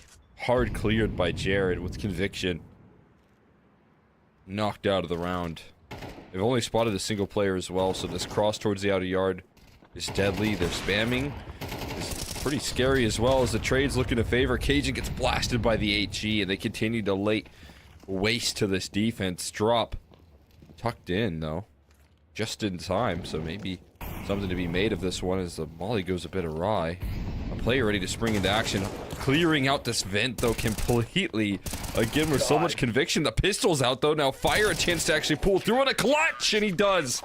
Given so many chances to strike forward here. Fire finally capitalizing on one of them. And makes it happen for Tsunami to 1v3 that felt impossible. Yeah, no, this was such a much-needed round going the way of Tsunami. They're able to deny that momentum going any farther forward, at least for the time being. The question is it going to be a wall that Tsunami have put up, or will this be where they just throw a bit of a road bump? Put themselves up towards 7 for the side of Might here very quickly. Of course, really what Tsunami need to be looking for here on the CT side is to kind of flawless the rest of this one, get themselves up and put them into a 6-6 position. But we'll see which way it goes.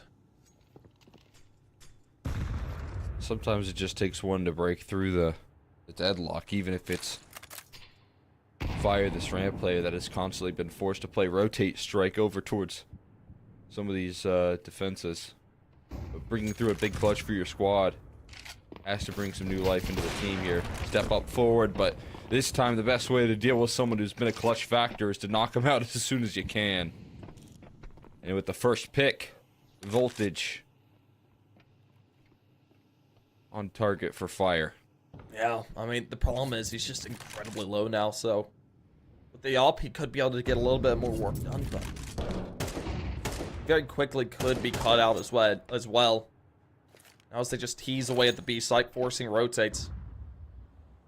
Actually going to be pivoting, looking to go over here towards Zane as they ascend from heaven to Oh no! God. Voltage! Oh god. He's a little rusty on the ladder. It's been a bit. Okay. Yeah, you can say that again. Jesus. Oh my god. We've all been there. Maybe. I don't know. That's actually true. I don't think I've ever died on. I have died on. No to be way. fair to him, I have died on the ladder and train actually as a top. Oh, there you go. So. On old train as well. Old train as well. The ladder was quite a bit bigger then. Yeah. How do you feel about Pop Dog nowadays? It is. Oh, it's very weird, man. I don't like it. Yeah, I don't know. It's tough to get used to. Different. I mean, it's just different, right? I used to like all the gimmicks that you could play around with. Everyone's saying like, "Oh, I don't love ladder." Woo. Oh. You know, to be honest, he should have like landed on his teammate's head there at least to protect him, but I don't know how that you just like circus fell straight through the arms, I guess. But yeah, I don't know. Train's weird right now. I think there's still some fixing to do, but I liked old Pop Dog. I liked the way those too. You know, fights took place. Mm-hmm. You know, It's just so when you quick would like and see cheeky. like yeah, when you see like double boosts or like people boost and then drop down so that they could, you know, quickly fire and gain accuracy, that was always really cool. Mm-hmm. There's a lot of fun, you know, gimmicks to it. And now it's different, and that's okay. We'll have to get used to it. As a CS player, you know, we don't love change that much, so the first initial reactions will always, I think, be a little rough. But we asked for this. Everyone's been begging for new maps and, you know, bringing in a pretty rotation-heavy map pool. I think that's been one of the biggest factors for a lot of teams, and most of all, it's getting rid of Vertigo, so that's what everyone cared about. Well, now, as we get back underway, ooh, Louis, not able to fully avoid it.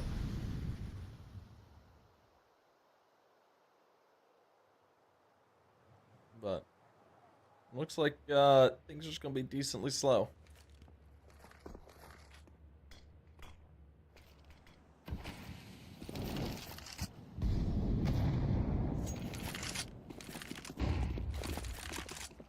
Now, they're going to go ahead and start to put up a little bit of a fight, take control over towards Garage, clearing it out fully.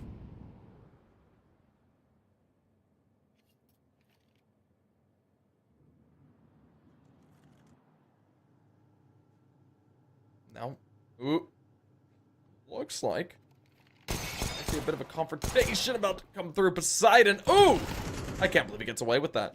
Could be another kill that comes through here. I feel like there is a little bit of a mistake about to come through. I don't like any part of this, I'll be honest with you. Okay. Oh no, I still don't like it, man. A lot of discomfort. It's being definitely picked apart here a little bit. And there's that massive flank on off of their fire. Stepping forward just in time, and a lot of the chaos right there forces DJ straight towards that lower side, but already being read in on. Cajun with a quick rotation, low on HP, yes. Opens open the door, doesn't swing with it though. And the bomb plant, gonna be locked in with some confidence here.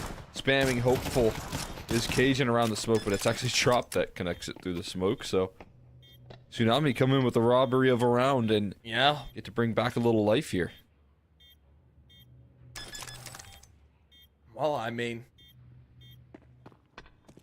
I have to say, just looking at this round, I was very concerned. And you were rightfully concerned. It was like, I saw that movement outside. It was like, I can't remember who it was, but someone went to go take the fight over in hell. There were two players there. And it just smelled like disaster. We saw someone get a kill from window at long range with the P250. And then someone swung through into hell, killed his teammate, then he got the refrag off of it. And I was like, oh no. This is about to go incredibly poorly. And it did. So, you know.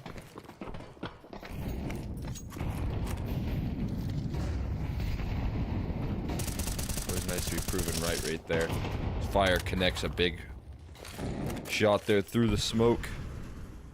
Making sure that no vent dives come through initially. Get to start off this round. Player up here so far. Yeah. Now they've gone ahead and got themselves a lot of control. Of course, they're down by men, but they're going to look to try and leverage this into a possible site taken. Ooh. Oh, Jared! I can't believe he gets away with that. I thought he was dead for sure.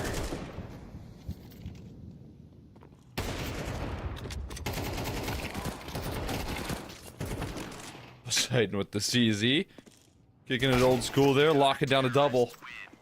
Fire will capitalize and gonna bring in a much more cohesive defense here towards the tail end of this half, being able to string things together like this. Putting forward at least 5 potentially.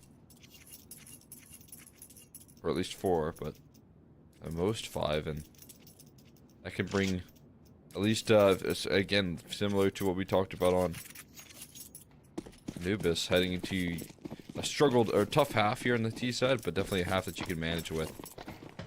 If you hop into the second with a little bit of momentum, back you up.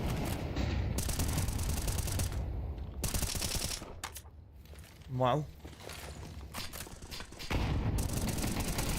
now as we see them starting to make their way up, some shots ring through, drop, able to find out one. Of course, fire gets frag as well. Louis brings it back, leaving it down into a 4v3. The advantage going the way of the Tsunami as the Tsunami continues to collect heads. Wreckmeister does some good work, able to find himself out 1 and 2. Of course, Jared leaves it down into a 1v2, and, well, got a kill already. He'll be able to get himself a 3-piece, and look at this. He certainly could do it now. Down to the 1v1, the clutch up. Looking doable. Minute on the clock. He's going to go ahead, deploy a smoke, plant on the other side of it, or fake it. And, ooh! Gonna go for it now. It's like slightly at the edge, and oh no! Need to be a bit deeper there. Just can't escape the death beam right there of Poseidon in his sidearm. So closed out on. This is the side of Tsunami. They do make it happen with 5 in the end. Bring through a decent defense here to close it out. Not bad at all at the end of the day. It's about what you can make thereafter here. Can you bring now that T-side energy?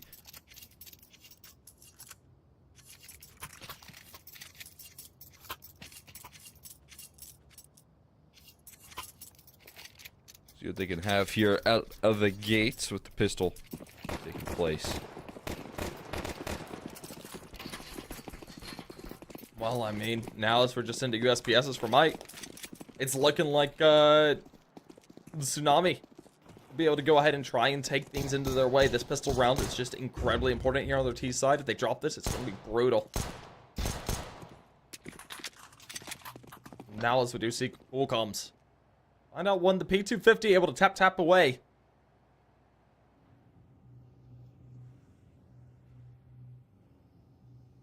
Start there. DJ pretty active though and saying, hey, all is clear. Towards secret. So prepare yourself on A maybe. Some lurking presence though throughout the map. DJ gonna walk with his back turned to it. Or is he? Oh my god. Okay. Vision gathered here. In a panic though. The shots don't connect for cool comms. And now Louis also capitalizes in his push through ramp. They collapse through though. And a lot of uncertainty in this round here. Puts the pressure on Wreckmeister and another pistol. The cutoff being made here onto the site, but Poseidon ignores all caution. And we'll run it in for the bomb plant. Wreckmeister's just too pristine with the pistol. Can Poseidon step up to the plate though? One more kill to be found. Not gonna happen. Jared will shut down the clutch potential. And bring the round through, man. A battle of titans being metal in that A side in between Wreckmeister and Poseidon, but Jared's the one that comes out on top and the last man standing.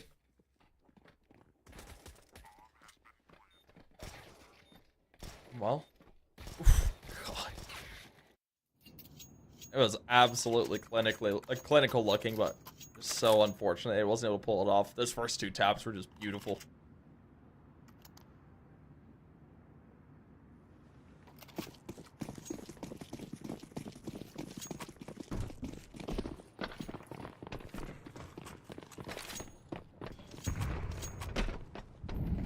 Well,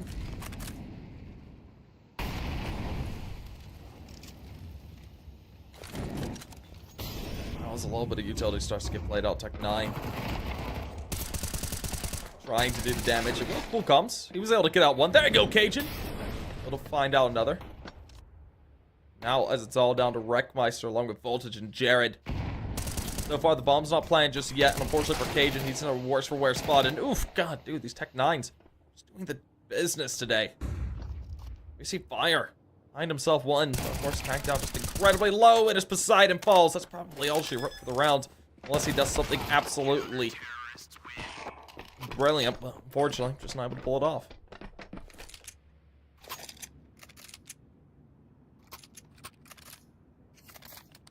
Not not gonna be allowed to step through with that.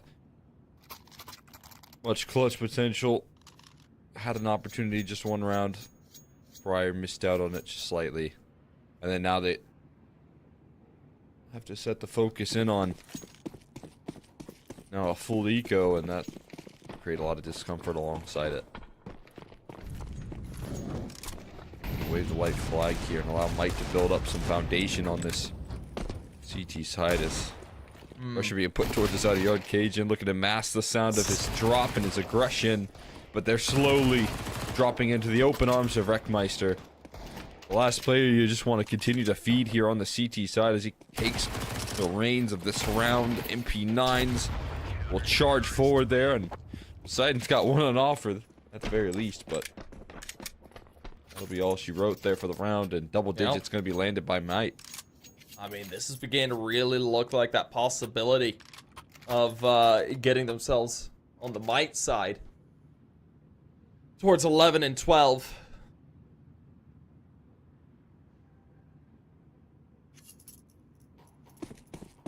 I mean, now as we start to move our way forward.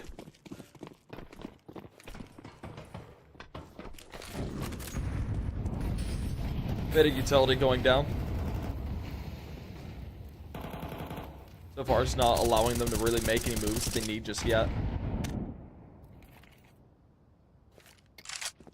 I mean, they're just wanting to close things out as quickly, successfully as they can.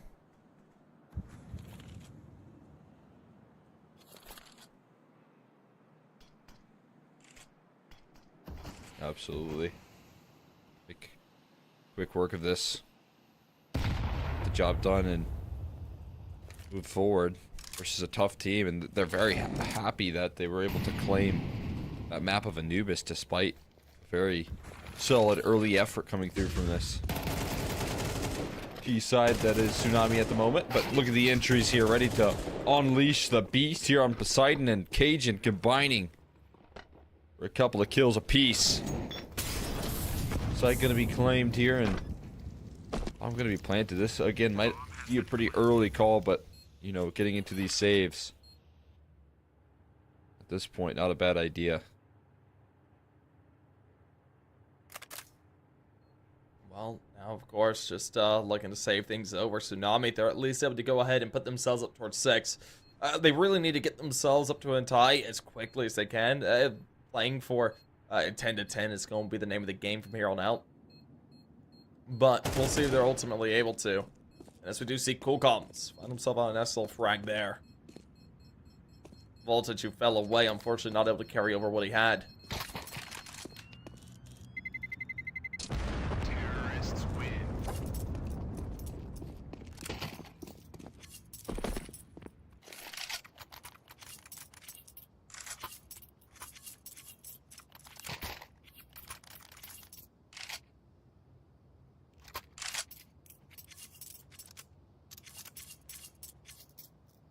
There's a nice bounce back here, a little bit of relief for this squad. Really necessary to settle the nerves a little bit, get onto some T-side success. Also force them onto a bit of an eco for the side of the Might camp.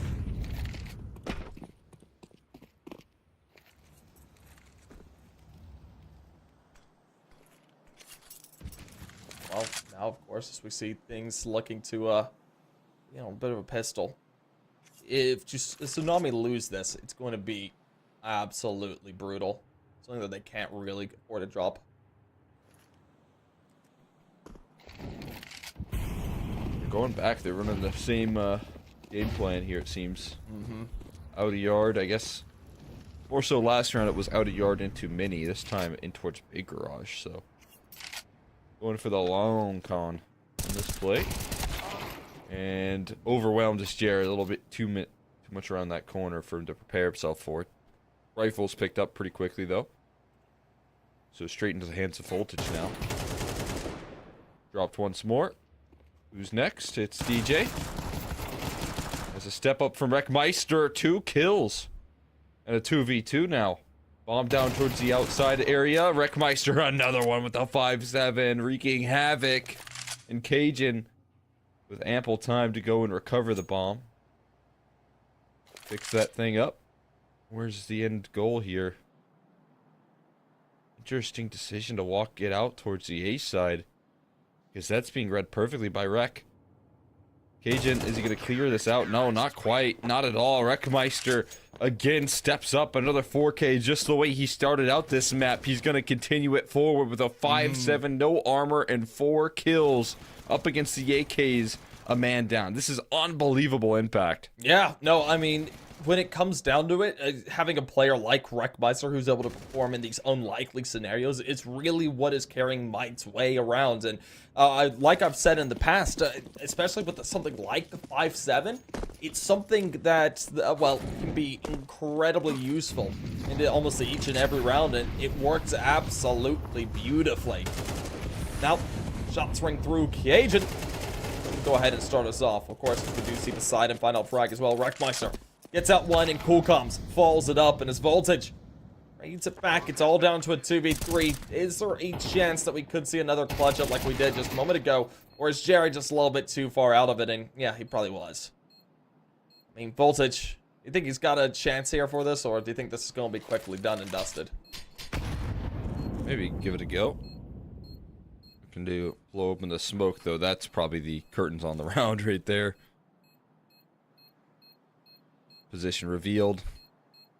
Crossfire maintained. Round 1 for the side of Tsunami to keep themselves alive here, keep themselves rolling on this map of Nuke and in this series.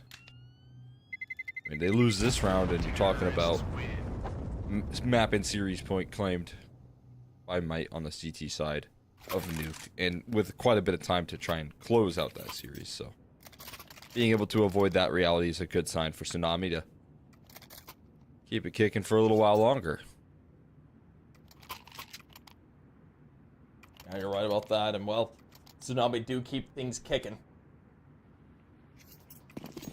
Might, they've got the rifles to use again. Voltage on that op that was carried over. Rest them. Enabling S's and 1 MP9 for Louis. We'll see if they're able to go ahead and close things out and put it at 12, or if this is going to be where all she wrote it. Things are just looking to be a little bit turbulent right now. It feels like Tsunami could be able to get a lot of momentum. Wreckmeister. He's been such a critical component. Don't get smoked off here. He's got an HE. He's waiting to see if he can hear a first move. Ooh, the timing. Almost brilliant. Of course, Voltage, so quick with the up, is able to go ahead and activate for 1. Looks like he could be able to find himself another here. One player drops down. He finds him. That's dropping.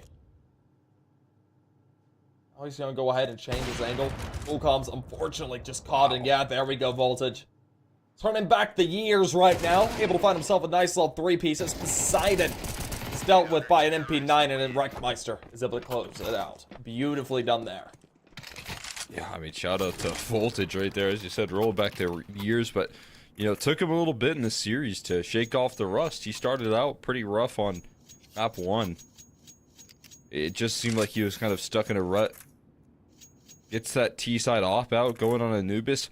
You know, turns his 0-5 scoreline to, what, like 7-5 at the end of the half, where they go out and close out a lot of rounds in a row. So, carried over that energy into map 2. And it's putting Might in a position of strength here. He's been a great force alongside Jared and Wreckmeister in closing this map out. Now Louis locking in on some quick kills, playing safely behind this smoke. Now the entries do get provided eventually. Cajun could find more. And what a line there being held. Wreckmeister on the edge of that smoke gets blasted. And a chance to go down the vents here. Cajun loud and proud about it. Jared gonna look to chase there, and that's perfectly set up by Coolcoms. Yeah, you're right about that. Voltage. 1v2 clutch. Ah, I thought he might go for it. Oh, he's going for it. Made. For oh, now. it is Planet B. I thought it was Planet A for some reason.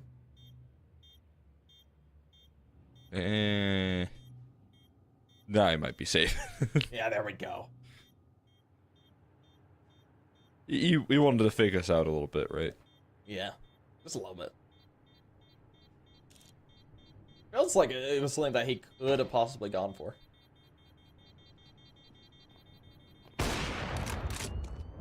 Why not take a couple names with you? Cajun's gonna die to the bomb. Actually, does survive. Ooh. Down to scum, though. It's a pistol battle. Cajun running head first into the open arms of Voltage. Beautiful. Everyone falls, though. That's, I mean, it's really costly for the T side, and the CT still bring out, with the fact that they do save the AWP, all that they could ask for. So, I mean, that end of the round ends up souring out pretty bad here for Tsunami. We're going to be limited on utility and firepower as well. Gonna have to be another overtime here if Tsunami want to stay alive here in their first series of CCT-MA. Agent, well, I mean, big gap in the defense here. No one's watching Mini. No one's aware of Mini at all here. And one kill claimed. Is now the CT side forced to do patchwork in this chaotic round. Yeah. I mean, this one, with the amount of space it's taken towards B, could feel over. Fire getting caught out there is a bit rough, man. Not what you wanted to see. Yeah, you want to have that lurking presence and a really wise reposition here. Rotation from Jared to steady the B site. Jared gets 2 here. Ooh, could drop bomb. Wow! Oh! Wow! God, Jared! Jared, what are you doing? Oh, God. Oh! That's right. Oh! Okay. DJ! Oh! No! No! What? That old dog's got some new tricks right there. DJ coming in for the collapse. Right, And that's Jared inappropriate. letting them slide on by, but DJ letting nothing slide here in this matchup, in this map, in this series, closing it out. It's not a replay on the Jared, no. But DJ coming in as the hero of the round, finishing the job for Might, closing it out in a 2-0 fashion. The comeback effort that they put on Anubis leads them to victory here on Nuke as well. Yeah, no, absolutely beautifully done by them. That is, again, the side of Might doing it into, and that's what I was talking about earlier. I thought it could have been possible for that to come through, and, well, it does, and just like that, Tsunami gonna be seeing a little bit worse for wear coming up into the next couple of matches for themselves. We're seeing down 0-1, while Mites will be staying up 1-0, joined by company such as Akembo and the Bad News Capybara. So hopefully we'll see some more luck to come out of them coming up into their next matches. But of course, nothing is done and dusted for any teams just yet. Yeah, not at all. I mean, definitely some fight being shown here coming through from a couple of those teams now hopping into that 0-1 side of things. But high expectations for this next matchup. You know, going to be a pretty exciting one. Yeah. Going to be one of my first looks at what Ultra Iron can do. They are obviously a team rising. As of recent, been putting in a lot of hard work versus Mythic, who have obviously taken a bit of a surprising step down into the advanced scene. I think they're playing advanced. Maybe with the dropouts, they might come back. But no, I think actually some other advanced teams moved forward. I think they're going to be out of UCL and playing advanced this season, which is interesting to see. So obviously a roster trying to build in, and it'll be fun to see what they can bring to the table. Yeah, no, it definitely will be, but of course, that does have quite a bit of time in between now and then. We have about a 40-minute break in between this match and the next, so please don't go anywhere. Or rather, if you do go somewhere, make sure to come back because, well, we've got an excellent match here to end off our night here in the next little bit, and we'll see you guys then.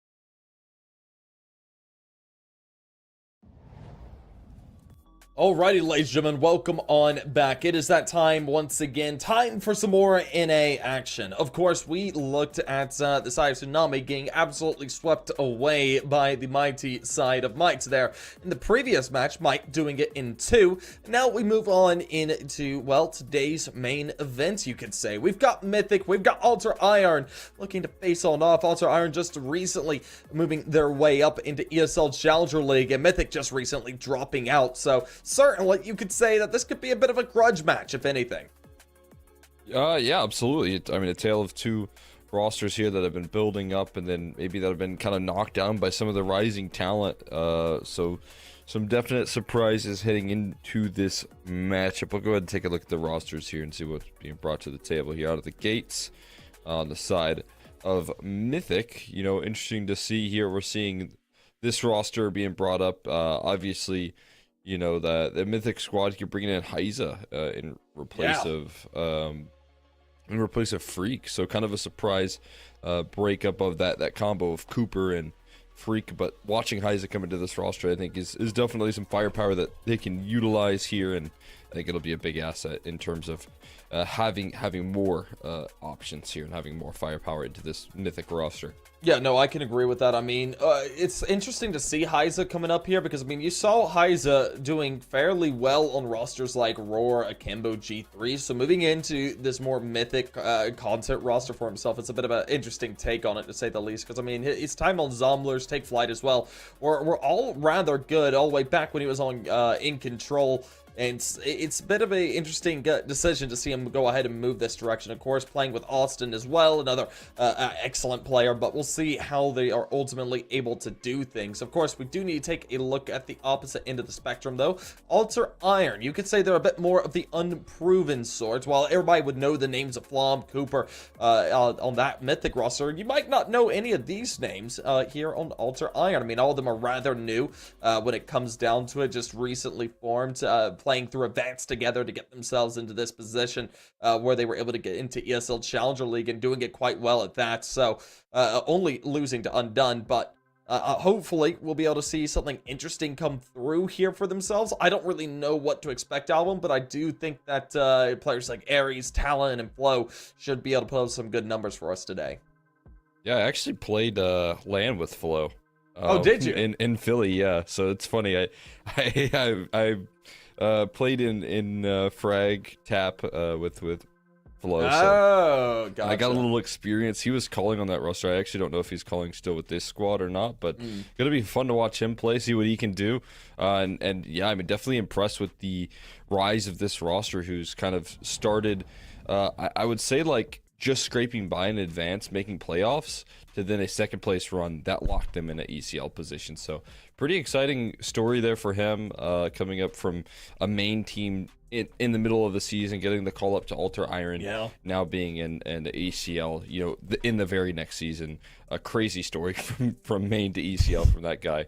So it's going to be fun to watch him play here. I'm looking forward to seeing what he can do, what he can bring to the table with some experience, with some firepower. Also, if you know, I saw the roster, Katie playing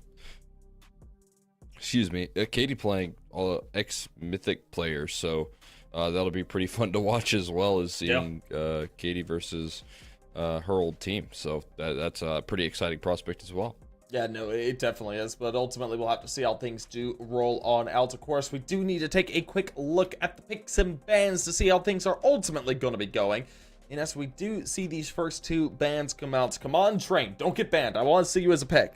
That's what I want to see right now. I haven't had the chance to cast Train since it was taken out of the map pool, so I would definitely love to go ahead and get that back in the flow of things. You know, it'd be really good to see. Yeah, it'd be fun, man. I'm really hoping we get it at some point. Have you casted Train yet? No, I have not. I mean, I've only casted a couple of best of threes so far. Come on, Mythic. Really, guys? Yeah. Just get it out of the gates. I've only casted a couple best of threes so far, with Train actually in the pool. So, haven't quite gotten it yet, but a lot of teams have been leaving it for the second phase ban, I think. It's interesting that Mythic just remove it out of the gates. I can't remember if they really taken a liking to Vertigo. Okay, so it's actually Alter Iron that ended up banning that one out instead. So a little bit of a flip up there, but we'll see what the first pick is out of the gates for the side of Alter Iron. Looking to build up some steam into Anubis there. No surprises in a classic that everyone seems to like there. That Mythic, honestly, have had some interesting up and downs on this map. Picking it into Mirage thereafter, though, does kind of hint at maybe a new direction for Mythic here, heading into a more Mirage-centric approach. So it'll be interesting to see what they bring to the table. Dust 2 banned out. Following that, we'll see how things close out on Nuke, so we get some familiar territory there. Yeah, no, some really familiar territory when it comes down to it. But this should be fairly good. I'm looking forward to it. I mean, Mirage being that puggy map for the side of Mythic makes a lot of sense. They're not really one of these teams that you're expecting to go all too far in some of these events, so definitely good to see them there. So hopefully they can go ahead and leverage that sort of play style that they have to get themselves a little bit farther along, but ultimately we'll have to see what they do. But good little series for us to round out the night. I have to say, I'm looking forward to this. I really want to see Alter Iron do some good work. Like you said, you played with Flo, so I'm sure you have a bit of an idea of how he does things. But I mean, for the most part, at least for me, Alter Iron, they are completely unknowns for myself.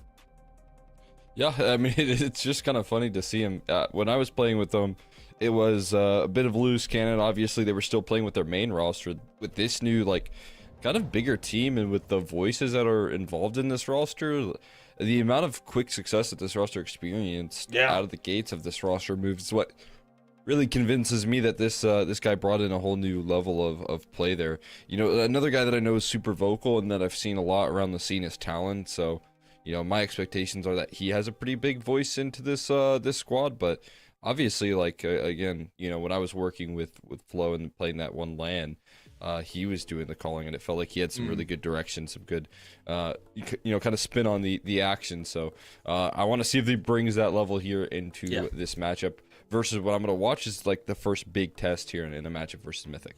Yeah, no, it is a good test. We'll have to see if they're ultimately able to do things, though. Good place to cut your teeth, if anything. Heading into a matchup like this one, it's just good to go ahead and get some of these jitters out here for the group stage, because I'm sure everybody's going to be a little bit more excited about these matches, especially players, just due to the way that things have sort of panned out with VRS. So, I mean, performing well into each and every one of these matches are just super important. You need to go ahead and get that up in a decent way, to say the least. Yeah, that is the case here. We obviously, by our little yapping session, we can tell there that we're hopping into a bit of a delay, so we'll be sending this one off to a quick little break here, and once we come back, we should be hopping straight on in to the pretty waters of Anubis. Guys, stay with us, and we'll be right back.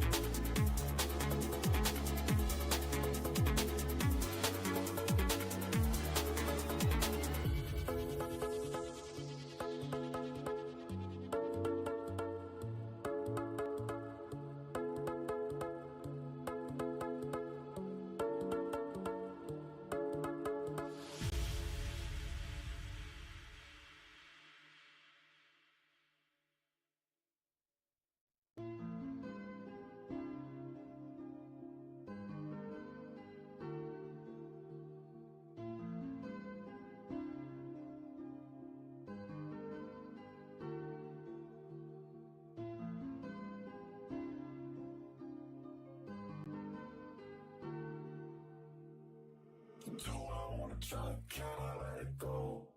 We're running from the past, wanting to be sure. Chaos in my mind, constant deja vu. But every time, it comes back to you.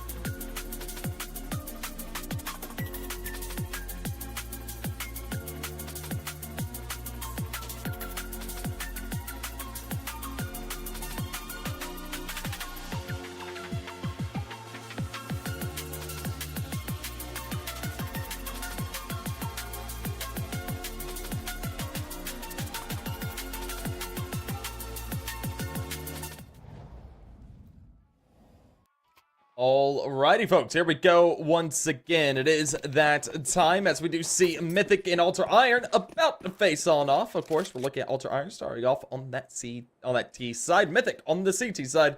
Without further ado, we're underway. I need to hop on into the action. Got a little quick server change. Ready to let things roll here on Anubis to kick us off for the first map of the day. At least for this second series. Mm-hmm. In our Probably second not season. the first map of the day, but... And in our fourth CCT here in NA. Yeah.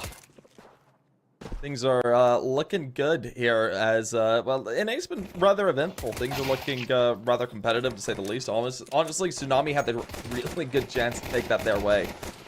Absolutely. But, we'll see. I mean, I would kind of consider Ultra Iron the underdogs here, but they're the ECL certainly. team, and Mythic is the advanced team at the moment, which is kind of funny. We'll see who's going to come out on top in the second best of 3 here. Is a little walk through the smoke. Austin terribly low, but still manages to take down Clipzera. Cooper cracking through as well, but the flank being held. Lion connected on and able to put to rest the former squad right there with quickness and precision. So Ultra Iron Club going to start things off well with a pistol and get to set the tone early here on Anubis. yeah, no, it's a really good look, to say the least. I mean, we do see the side of Ultra Iron just really making themselves rather comfortable here on the T side of Anubis rather immediately, and that's what you wanted to see out of them in this as well. I mean, this is a map that we expect them to try and do well, but ultimately we'll have to see if they can pull things off a little bit farther forward. We do see a bit of a force-up, though. I don't know if I like this out Mythic. Going ahead and forcing it in the second round, they're going to be broken to the third and have to buy in the fourth. And, I mean, if we don't see Mythic pull off something phenomenal here, we're going to be looking at Ultra Iron seeing themselves 4-0 very quickly.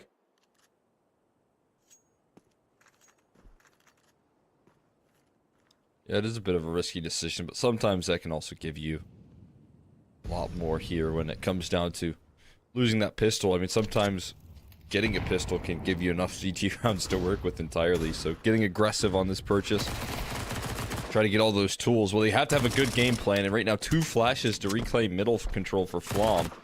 1 initial to poke and prod past the door, and then the second to collapse in on Clipzera, who's solo lurking out towards middle. No trade potential, but as the step through comes on through. Little 4v4 action as a trade offers up some relief. Close molly doesn't connect onto Heiza. Turns around a corner. Doesn't quite clear it outright, but Austin with 2 quick 1-deeks as he finds himself an AK here and is traded out instantly. This risky force buy might come up in the favor of Mythic. Yeah, no, I think it might. I mean, Misha's going to have to look absolutely fantastic here. This Mac 10's going to have to rattle away. The bomb on his back, and unfortunately, he's running into 2. There's Truck Lover on a pistol, Flom on an MP9. Weapons are going to have to really wrap it out. And as the first shots ring through, ooh, he has no idea. Beautifully done.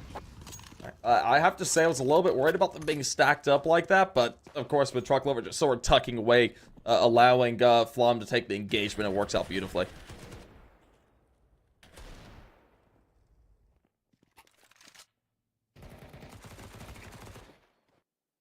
That's exactly what they're hoping for right there. I mean, again, a very good game plan to win that round out, given the aggressive force buy maneuver and being rewarded with a round victory like that. Going to build you up a little bit of confidence. Now a force buy of T-side zone. See what they can make here with the hero rifle. Ooh. AK and Clipzera already hits the deck, and the aggression coming through from Mythic is absolutely brutal. They level the playing field here completely. I know it is quite even a level now as we do see Flo and Ares just hanging around. So of course Flo does get himself out a nice little kill. Little bit of a bonus, to say the least. Fortunately, nothing else to come from it. It would have been great to see them get 2 off of that, but it's not going to be the case.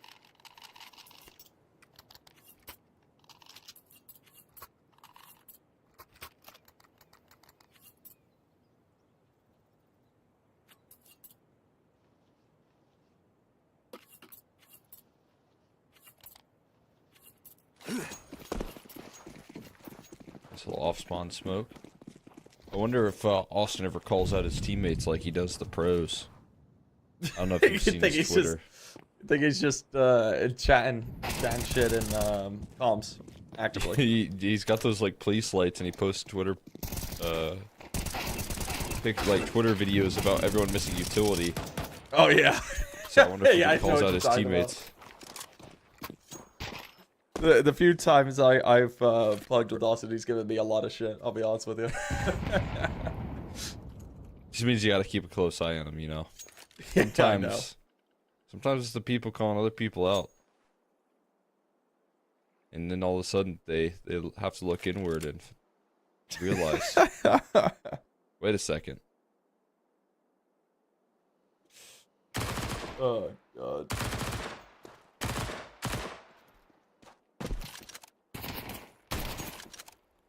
Oop. Come on, Kitty, let's see it. Get the one. Oh. I thought she might be able to get the headshot there.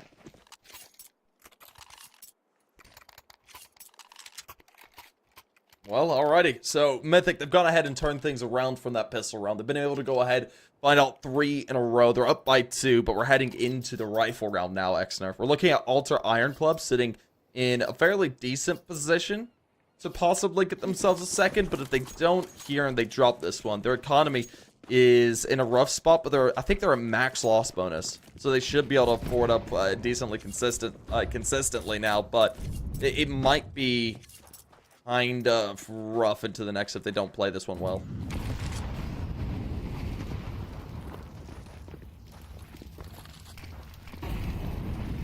See if they can hold on to here. Alter Iron Club stepping up a lot more aggressive here. They've been playing out a little bit slow, but this time speed is the way that they take the approach, and Flo will connect a little kill on the Flom straight through the smoke off the back of that. No recovery, no help, no Good support. Collapse on the A side with a little flash and flare, and double up on the flank now. It's going to be a difficult prospect. Flashbang into quick aggression. Headshot instant from Clipsera. Yeah, no.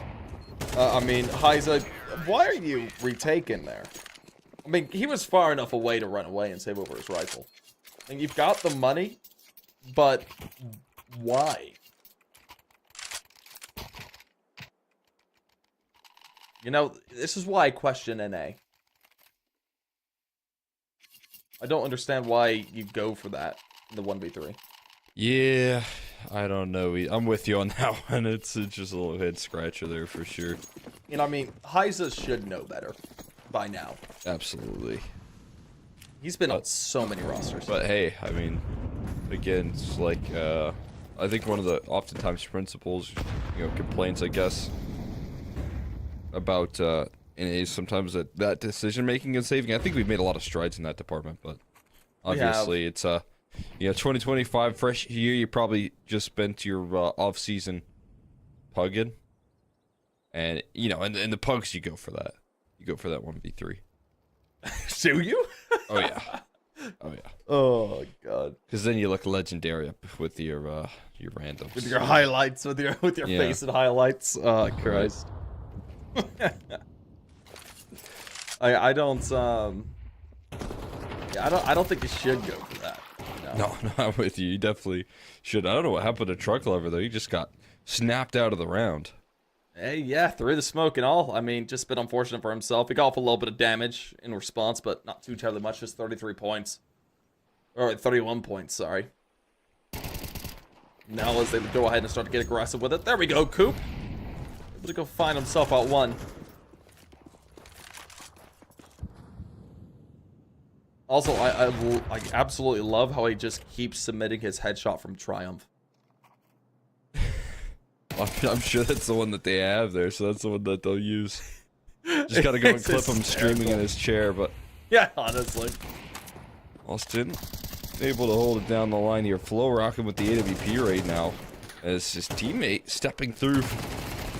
Able to connect through E-Box, just locking in the bomb plate, trying to save some cash flow here, but Heiza with the MP9. Didn't get to save his gun last round, but this time he gets to make a big upgrade from an MP9 onto an AK, so all is redeemed. All is redeemed. Well, Mythic sitting in a good spot now. 4-2, up by 2. Going to be looking to see how much farther they're able to take it.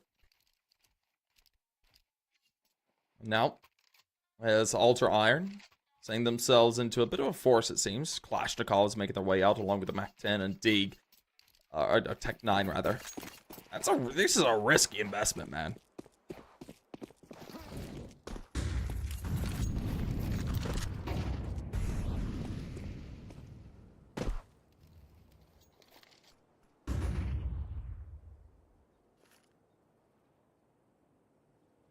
Very aggressive on the purchase. Mm-hmm. Alternate I like it. club. But yeah, if you look at this control that's already been established. Austin's a little lackadaisical on the util set there, and they get blasted because of it. At least to trade back with said utility, but that timing was unbelievably miserable. Clips there, chasing down, flying through the smoke, and then chasing back away. But as the dust settles, I mean, if you want to talk about save formation here, this is definitely it. Yeah, no, it would be very funny if they go for it. I don't know what else to say if they go for it, other than it's humorous.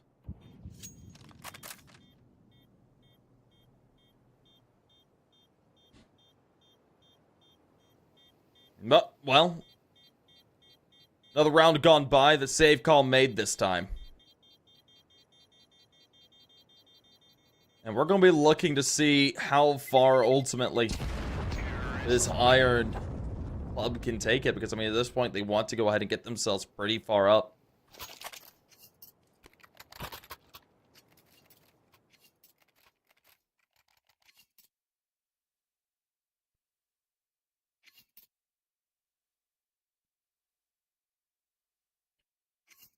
We're in that Iron Club bringing these T-side rounds where they can get them, and finding that sort of timing towards E-Box right there, catching multiple players. I don't even know if they were in transition, if they were waiting for their timing of their own, but reclaiming that E-Box control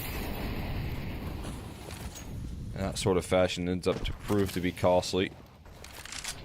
We got the cache of utility for E-Box control this time. Make sure that they stabilize and steady themselves. This B main set it though for Mythic, putting pressure on this default early. So again, you might have to see this T side take a little bit more space without any defaulting presence towards B, or Flo can step back in return and step up to the plate.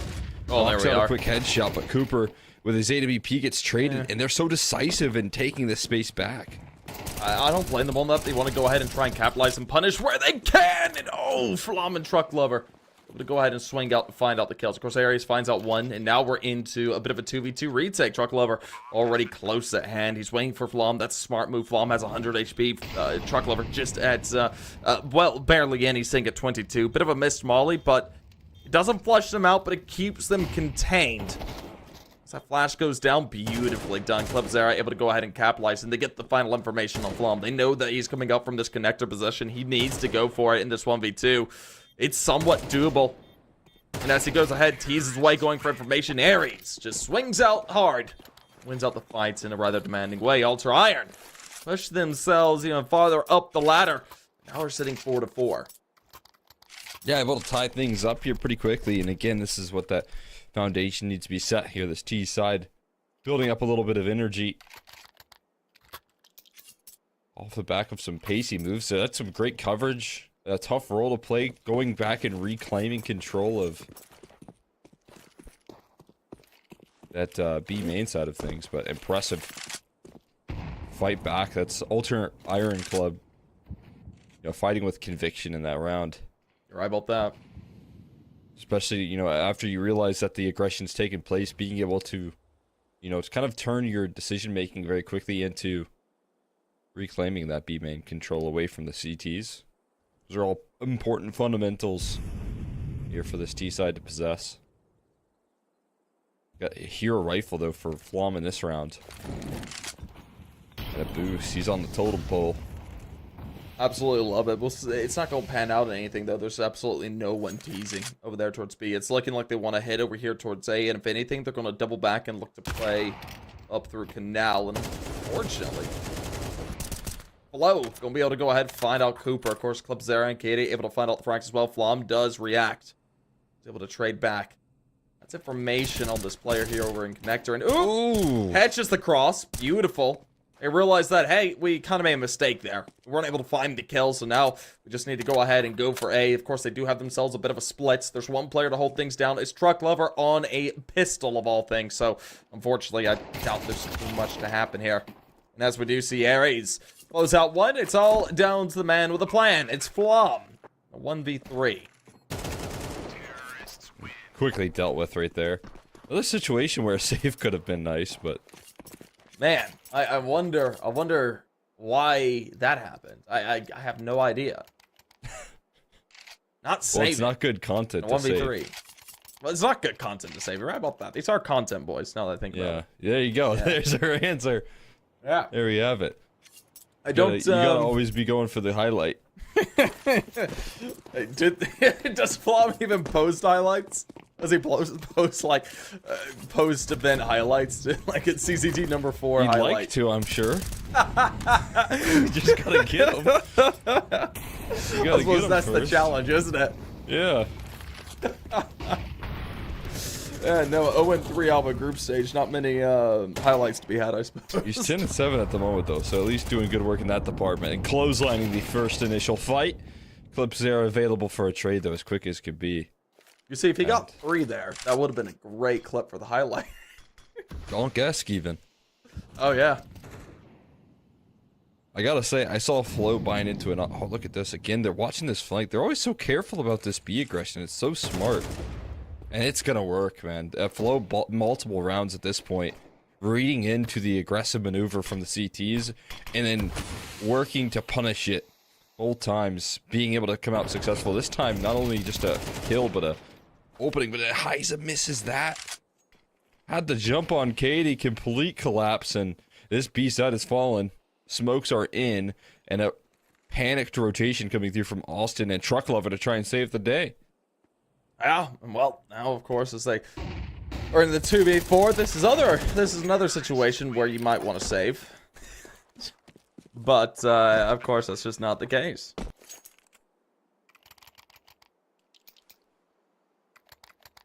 Just want to shout out myself a little bit. I see that Flo's buying the op for this team. He was opping on land, but he said that he was willing to split the role with me. So it makes me happy to know that an ECL opper was willing to, you know, 50-50 the op on land with me. Oh yeah, it's just a common courtesy, man. It's good stuff. Yeah, he had to give me the skill cannon whenever we were playing up against the better teams because I needed the crutch, the easy gun. Yeah, I get you. Oh man. Every now and then I'll see Flo get like a kill onto Coop or someone, and I'll just be like so confused for like a millisecond or two because I'll read it as Flom because you know it's spelled the same way except for the W and M. So I'm dyslexic, so I was about to say you, and then your brain turns the W into an M, and it's happened like 3 times. It's just like, man, this is a pain. Oh, I get that for sure. I feel that. I mean, I'm not dyslexic, but I can see how that's confusing, to be honest with you, and you know, smaller lettering as well. Yeah. It's just like, why did Flom kill Cooper, you know? Like, same team. Why is Flom on the T side right now? I don't get it, you know? Fortunately, no collapses coming through here just yet on the side of Mythic. They should still be happy with the scoreline that they're at, but they want to build upon it here a little bit more. And Alter Iron Club coming through with this T side energy, shutting down another anti-eco pretty comfortably. Truck Lover and his Deagle always good for something, for sure, but 7 rounds here. And I guess for the T side, you got to be happy with the fact that you lost that force buy, but you still come out with a very, very cohesive half when the guns come out.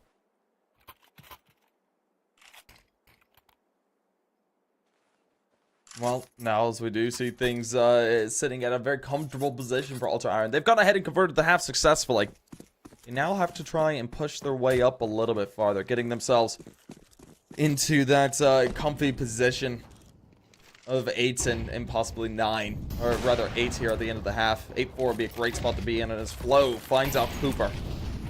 Brings us down into 8-4v5, of course. Well, Flom, just not expecting a player to be that quick. Oh. Don't lose his life. Katie finds out Austin. Oh. Heiza, what? Heiza, how did you not know? Brutal. Yeah, very. This has quickly turned for the worst big time here. Not in the favor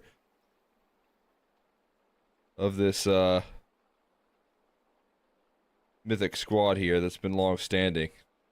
That's quickly soured out into a pretty tough half considering the situation that they found themselves in a little bit early on down the line. 4-8 after the forced buy victory.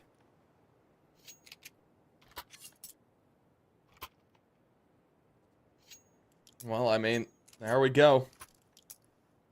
Another round's gone by the bye, as we do see the half come to an end. Mythic, the odds currently not in their favor.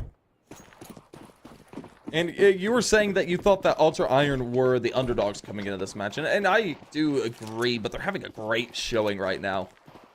So maybe they're really shaped things up, worked hard over the winter break, and are now sort of in this position where they're going to be able to sort of knock things in and out pretty quick. Absolutely, but this has been one of the biggest assets. I mean, Mythic know that that's been a key piece of firepower. Once possessed by Mythic, Katie opens up for 2. Molly comes in just in time to help secure that A side, and the retreat kind of cut off as well. Ooh, this is tough. If they're not expecting Club Sarah, who has been performing pretty well today, this is going to be rough. And ooh, Clip, a bit of a blunder, I reckon. Yeah, I guess. He does quickly reroute, but he should have been hurt also. And as you can see, Truck Lover's aware of this possibility. I think it's smart direction for Mythic to take control of Temple. No way. Around the world? What is Around happening? the world. They're going A. His life, though. He's still staying alive, and yeah, you can go A, but there's still resistance. What? What is happening? Oh, God.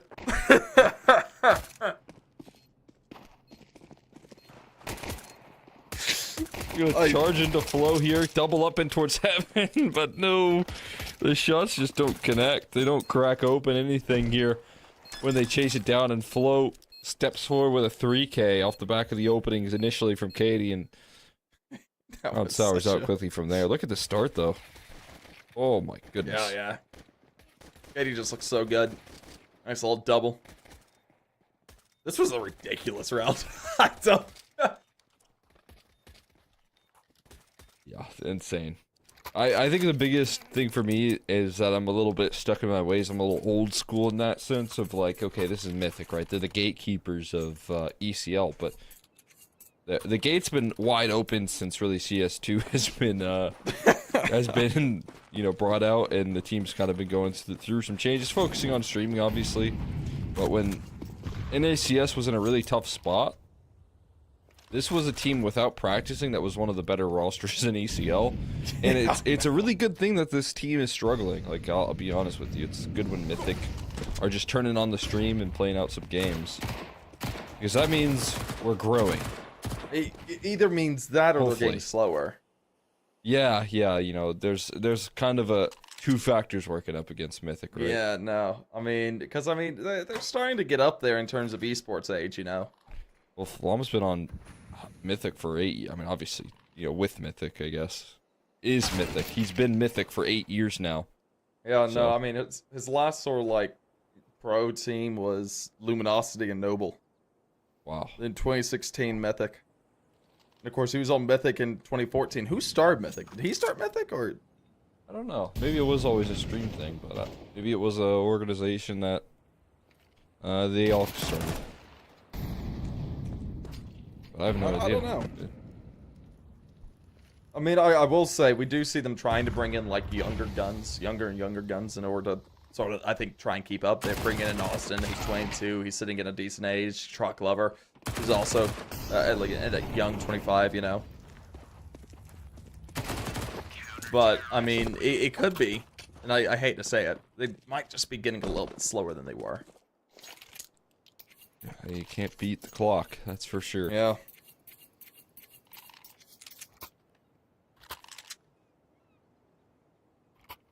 I'm running out of time here on Anubis to really show some fight at the moment. Yeah, they are. It's looking like this might be donezo here for Ultra Iron to take it their way. Which would be a great look for them, taking their own map pick. That's going to be stellar stuff for them to possibly try and do this in 2. I mean, they're heading into Mirage, which is an incredibly puggy map that everybody knows how to play. Everybody has thousands and thousands of maps of Mirage under their belt. Especially if you're playing at this level, you know. So, I mean, we can really expect this next map to look really hot out of both these teams, because it's something that both these teams are going to be oh so comfortable with, just from a pugging standpoint as well.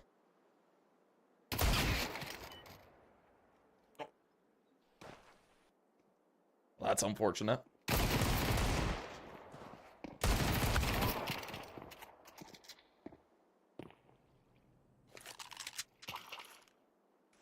Beasting up.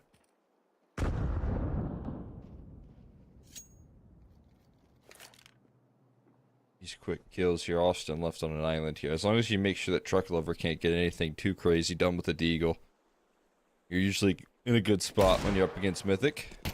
Austin now spotted out there, stepping forward, trying to shut down Katie. Not gonna happen. And Ultra Iron Club just 2 rounds off of closing out Anubis. Not only doing that, but doing it in confident fashion and ushering in the new generation of ECL team.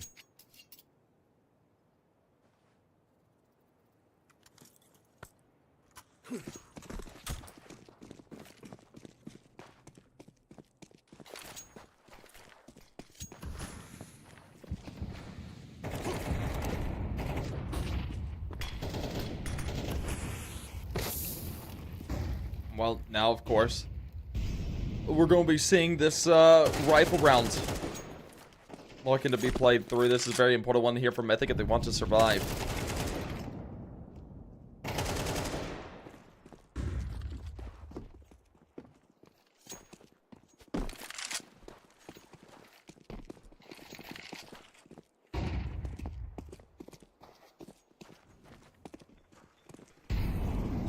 On this bonus here that they're shaping up pretty comfortably to punish. Canal's aggression gets completely shut down, so well, they don't have the best weaponry. Managed to skate by as needed to survive for a little while longer. Finally, someone falls there. As Flo collects. Do any more damage at this point? Sticking around for some extra bits here. He doesn't quite register Flom right there. So Flom on to Flo. And on the board here for the second half here for Mythic. Yeah, I mean, they keep themselves into this for a little bit longer, to say the least. I don't know how long they have left in the tank here for this map. I mean, it is a long, long road ahead of them to get this pulled off.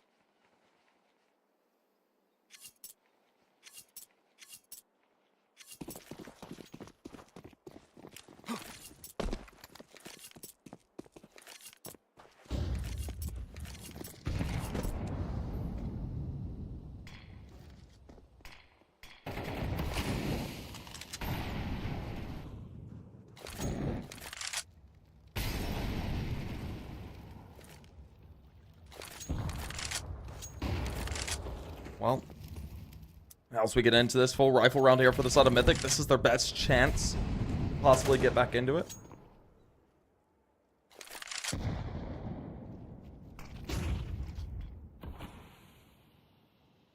Start off well. It's already opening it up thing, so bringing in, again, as you said, that new blood and went out on top in an early fight. Flo sidelined here and sights seem to be set straight towards the A side. There's not a lot of close by rotations here, so a lot of pressure put on Katie and the AWP, and this often, I mean, it's had to have been spotted on the barrel. Still connects on the initial kill though, but jumps up and gets blasted by Austin on the quickness of the trade. Rotations again on the scene, a little delayed there, so Clipzera gonna look to hold on to his MP9, maybe try and upgrade off the back of that. Well, I mean, there we go. Another round gone by the by with Mythic surviving another day. Unless Club Zero does something crazy. Nah, never mind. I had some hopes.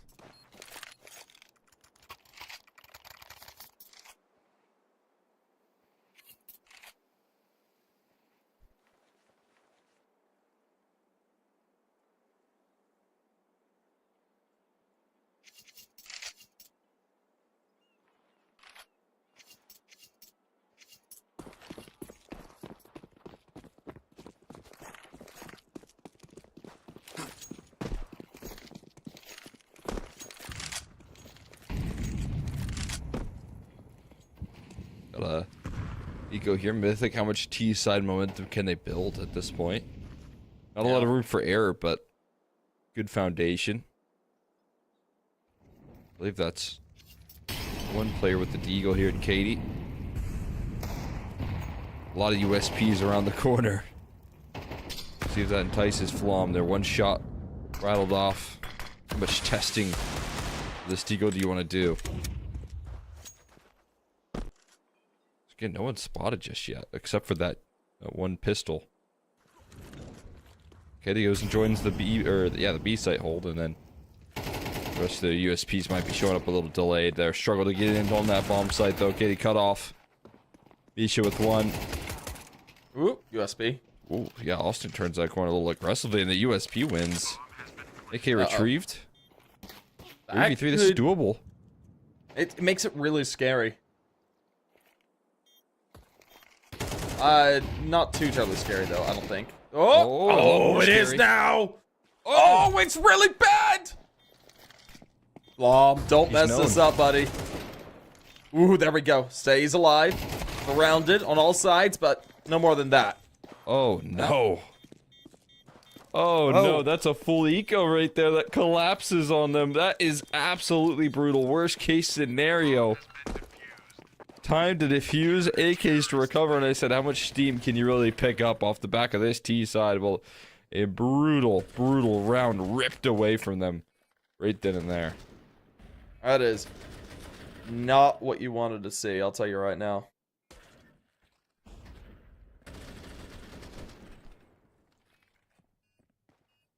I mean, the 3 USPs, and then the overstep from Austin, just so much head-scratching moments right there.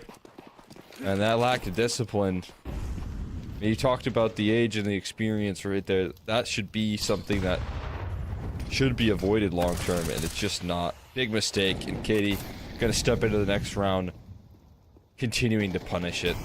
4v5 already. Yeah, I mean, this is where we could see it all closed out.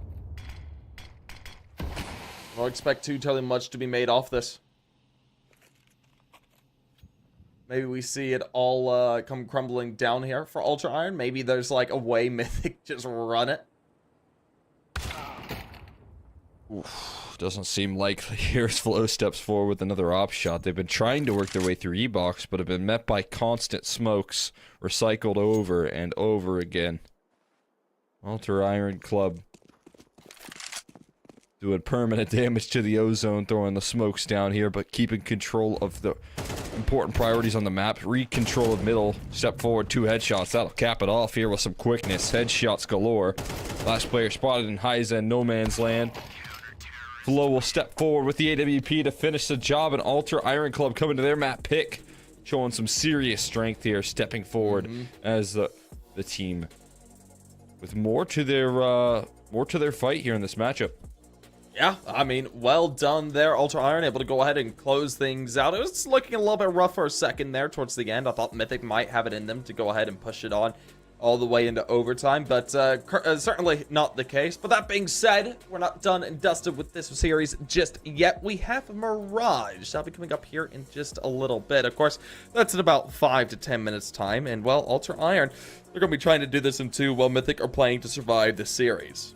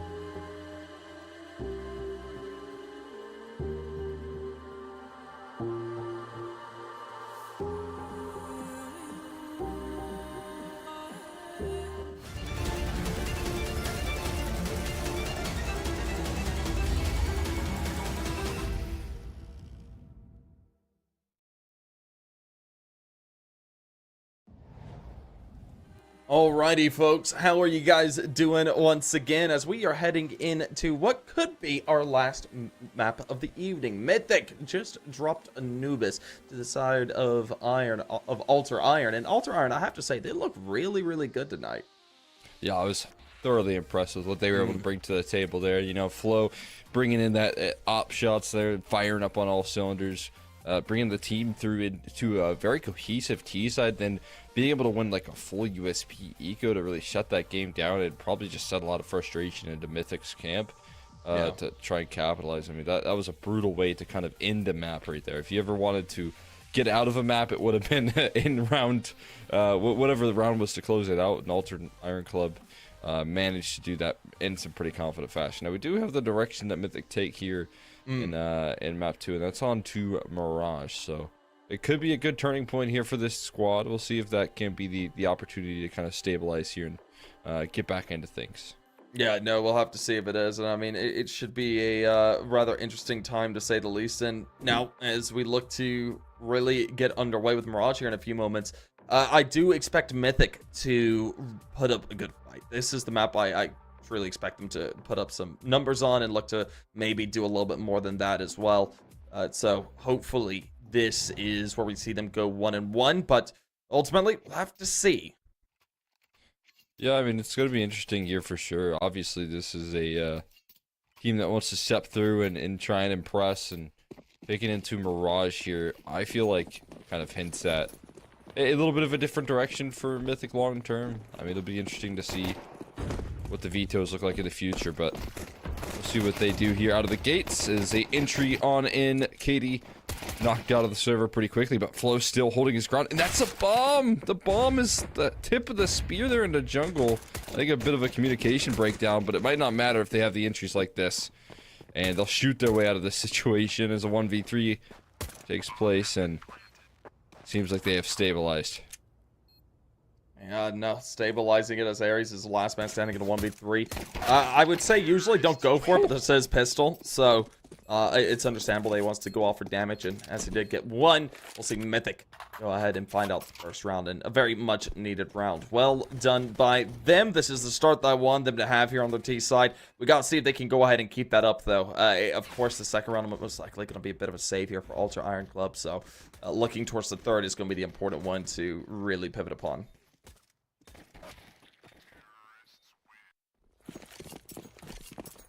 Brutal exit right there. Some nice shooting from Flom to open things up and try and bounce back a little stronger here in map 2. Nothing held back here in this one though. Full B rush in order. And Misha has a tough job ahead. Trying to make as much happen from this position as possible. Hiding behind the pillar. Oh, little shoulder seen there by Cooper. A lot of damage done, but space already taken. And likelihood of a save coming through here now. Actually, I don't think they save. I don't think they save. Yeah. Oh, it's just flashed Zero out. cop in the flash, he can't see a thing. Yeah, no, he was blind.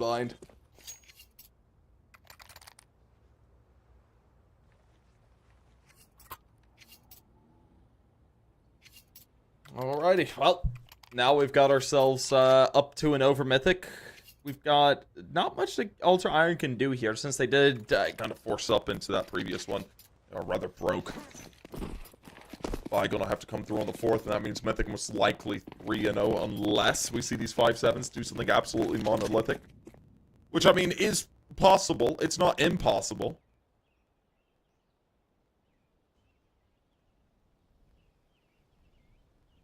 Well, they look to make their way up. Looks like a heavy-handed engagement out of Flo. And oof. Ares and Flo both eliminated out there. That's a bit of a shame. Needed more there. Had to be able to bring that to the table. Without it. Katie dealt with this well. Well, I'm still in a bit of an awkward position here and heading in towards B. Where there's a pistol. I'm surprised to see that here. Is Flom able to spin for the win? And the trade comes through. I don't know how the end goal there is B. given the positioning of the A-side players, they're having full control. But either way, you know, moving forward there, Mythic get past it with no concerns and find themselves up 0-3 on their map pick. Yeah, and I mean, we expected this, to say the least, when it came down to that rounds going their way, 3-0. So as we get into this rifle round, this is where things got really start to click. We don't see Ultra Iron starting to come online here in the next 3 to 4 rounds. I'm going to start to, it's kind of doom talk here in the next little bit, but we'll have to see if they do so. Now, Flo, this is impressive, man. Whoa, truck! Just expecting and ready. I'm gonna go ahead and close them on out. Of course, we do see clips there. Go ahead and find them out the trade. Of course, Flom. Refrag it back. It's all down into this 3v3 as Katie is able to come online.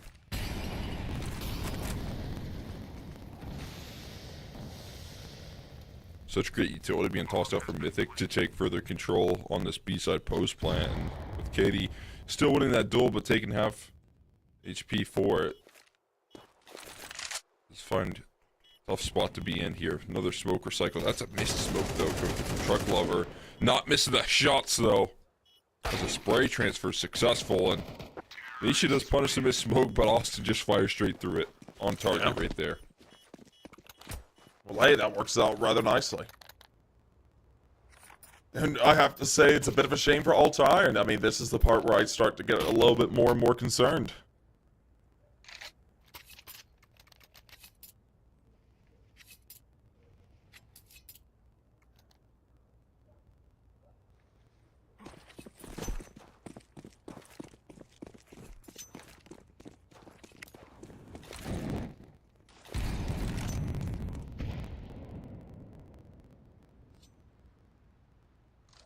No. So we do see Truck Lover hanging in, hanging out. Just peering around.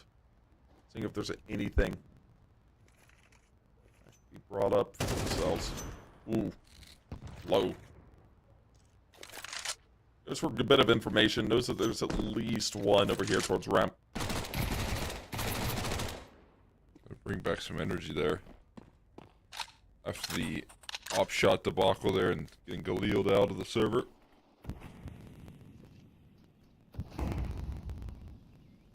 A little bait and switch there early on towards the B side. I mean, he's taking a lot of damage for it, but Clips there still, you know, elevated.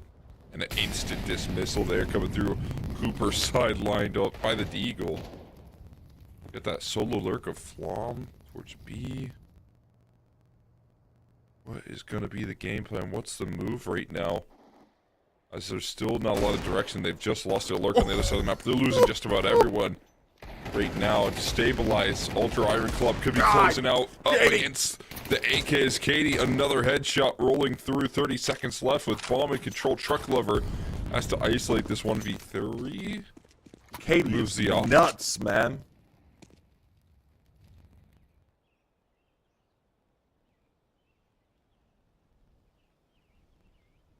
Well, I mean, Truck Lover.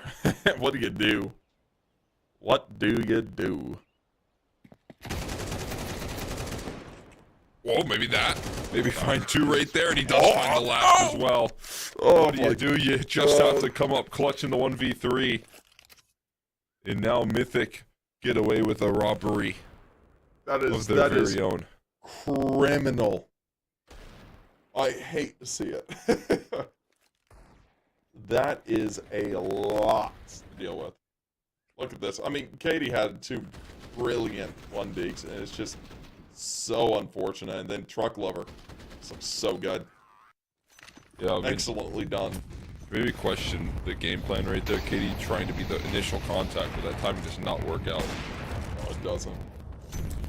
There's something to roll off of for Flo. Building up a little bit of steam here with that op. Spotted out Flom as well crossing. This is known. This is known, but not connected on, and Flom will punish severely. Flom now stepping up to the plate here and offering up a whole lot of entries there. Katie will stabilize the round, though. And we're still into the 2v2 as the dust settles. I'm going to say it. I am going to start to get concerned here for the side of Ultra Iron if they don't make something of themselves in the next 3 rounds.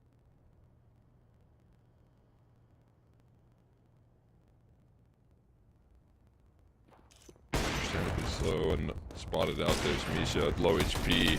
One shot connects through the wall right there as the Tech 9 gets brought out. That'll finish the job. HE's a dunk, but it also reveals Katie's position inside a market. So this is known. Isolating these duels is going to be a challenge here. The bomb planter positioned close to the rifle on bench. Now both players on low HP, but Cooper has the one-shot gun. Well, I mean, there we go once again. They're able to go ahead and put themselves up on another.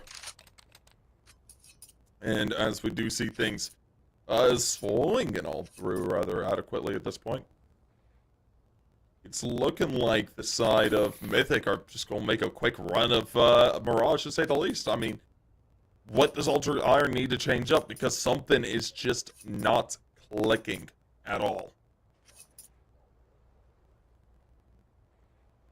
It is looking terrifying. Yeah, that it is. I mean, I will say credit to Mythic for punishing a lot of the motion, but we are seeing like a big drop-off in some of the individual fights coming through from, you know, Flow with the op a couple of times here, going aggressive, trying to be a playmaker. Yeah. Missing out on a couple of those chances and getting knocked down.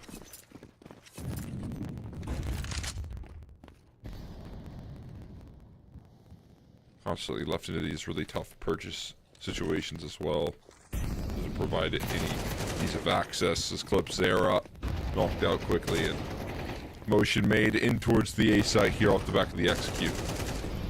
Well, now as more shots ring through, Flom is able to go ahead and find out one, of course, bit of utility. Starting to go down. Isa puts himself underneath. Now, as we do see them tapping away at these players from Ultra Iron, they're just being picked apart piece by piece. I mean, Aerie is incredibly low. You see Katie, she is sitting at a decent spot, 69 HP. Of course, Deeg in hand, and oof! Aries! Like a shot there.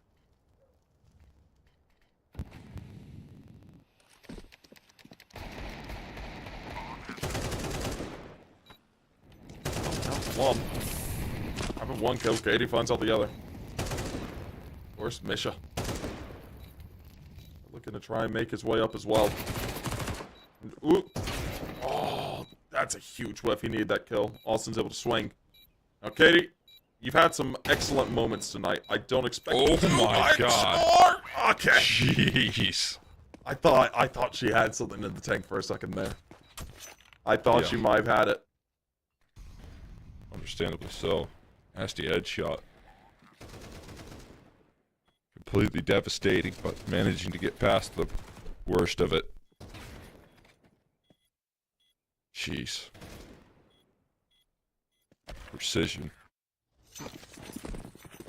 7-0. Firm foundation set for Mythic, and they don't look like they have any interest in stopping. Yeah, no interest whatsoever. Nice shot there. Flow, gonna be able to find out one. Use it down into a 5v4. That advantage. Oh, going the way of Ultra Iron. They need to leverage this into something. They need 5 rounds in a row. They can't afford to drop anymore. And right now, this is a good start to it. Yeah, stepping out there and managing to find a kill, but Heiza turning the tides, and Austin also clips the wings of Clipsera. Katie steps forward and answers back, but this B site has fallen. There, right now a man down on the side of Mythic, but Truck Deliver still in the server. Anything's possible to shut things down. They're active as can be as well. Flow, close range, spotted out. Presence known in towards market. Heiza making an active move. Is he going to actually do this? I thought he was active, but that's not the end goal decision. Flow covers his teammates back as a step through. Rolls on out to the B site. And Ultra Iron Club are on the board here in this first half.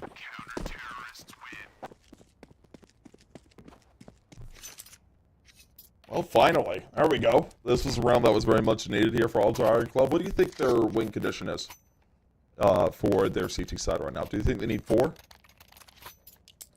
do you think they can get away with 3 rounds and possibly play to crawl it back?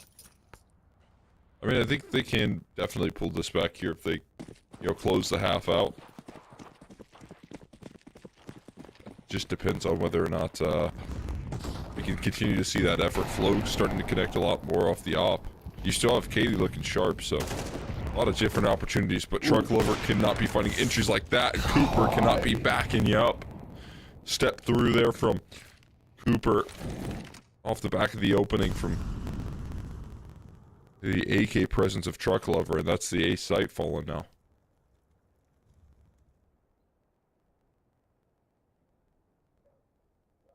Well, I mean, do you think Ultra Iron even go for this round? Saving go with those rifles could be very important. They don't have the greatest economy in the world. Since they won that round, their loss bonus isn't going to be that brilliant just yet. Ooh. Bit messy, Flom. He's tagged down rather low, knows he needs to redirect, so he does. His bomb's gone down now, and the retake would have to come out, but they're not making moves for it. It's just a safe call being made.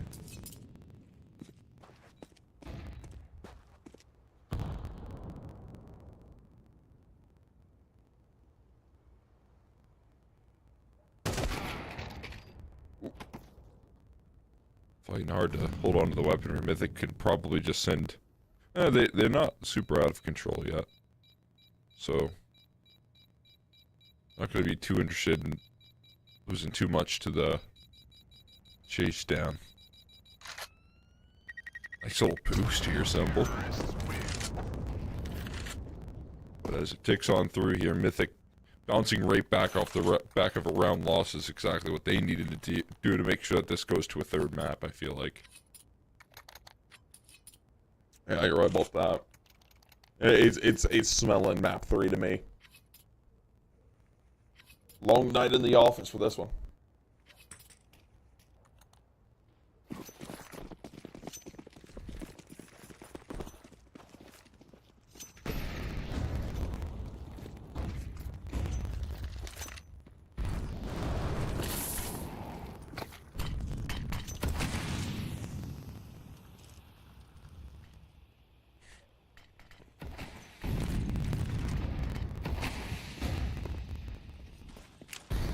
Like it. Putting in the work here. Really just making these maps look quick here. And map 2 for Mythic. Shaping up to be that way. They can continue to fire up here. No one on the A side proper, more so retake centric setup. As Katie gets taken down by the headshot of Flomp stepping forward past the smoke, and another peek coming through from Austin here. Explosive nature of that utility of that smoke allows for them to get a quick peek on, and Cooper. Tip of the spear with the op though, that's a little bit awkward for him. Doesn't come up his way as Truck Lover slides in towards CT. You still have Austin on the bomb site proper, ready to find success when necessary. Coverage being made here, Truck Lover able to find the connection and then stepping forward for Austin as well. We'll close things off, and Mythic continue to thrive on this T side. Yeah, no, they're looking absolutely stellar. This is going to be a bit more of a rougher go of it than I expected for the side of Ultra Iron Club. I really thought they would have something in the tank to play this with. But they've just had nothing. And it's kind of a shame to see it.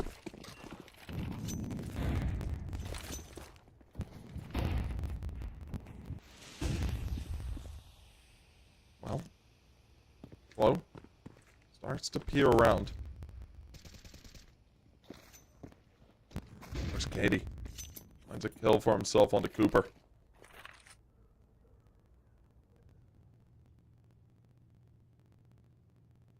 A little bit of a fact-finding mission through the underpass. Low. Lets one walk right into his crosshair position perfectly. Now transitions his aim. Misses. A kill shot onto Flom. And Heisa will equalize quickly off the back of it. Everyone finding their success all in unison. Truck Lover steps forward into the fight here. More damage being done. But there's one around the corner. Misha. He's just playing so quick. Does he know that mission is here? I'll go for the knife. Ah.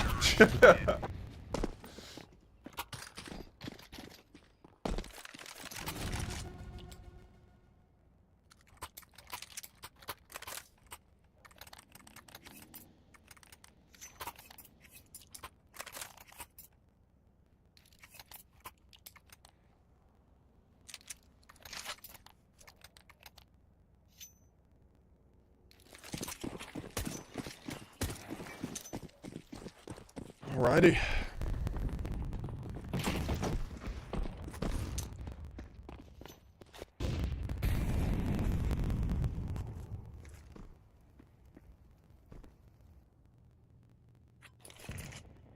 Now what we're into what is going to be the final round of the half. Of course, it's either going to be 10-2 or 9-3. Ultra Iron Club, they need 9-3. If they get 9-3, they can bring themselves into it with a pistol round win. But Heiza coming out on top immediately as Plank goes down here into a 5v4 retake.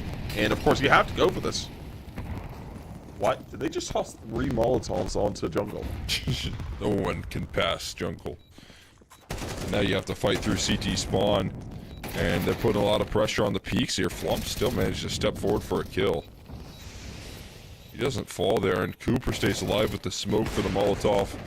And able to slide out onto Clipsera. A very tough clutch opportunity for Flo. Manages to land the no-scope, but that's all in the retake effort. So, I think that's double digits for Mythic here. 2-10 scoreline at the end of the half, and definitely looks like a good bounce-back opportunity for them here in map 2. Yeah, you're right about that. And hey, 10-2, sitting comfortably here for Mythic. And, I mean, Ultra Iron Club, they have to win pistol. If they lose the pistol, that is it. That's all she wrote. It's done and dusted. And we're going to be heading into map 3. But, we'll see what they got in the tank. It's just such a long haul.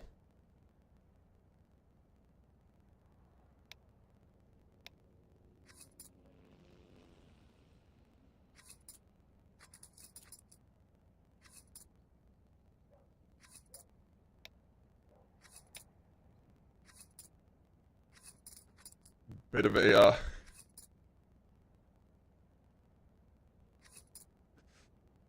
bit of a technical pause. I'm unsure what the issue is just yet. I'll see if there's anything in the logs real quick. Oh. So, are you ready for this one, Exner? Okay, it's a technical pause for cat problems. Cat props. I see. Yeah, we got some cat problems. That's a interesting description. Cat on the keyboard. That could be considered a cat problem, I'd imagine.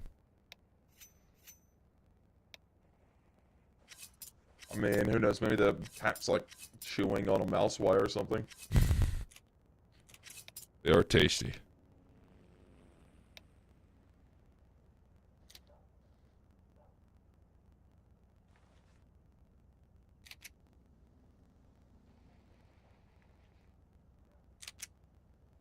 Understandable if that's the case, but it looks like we got good news here. Back into the action we go.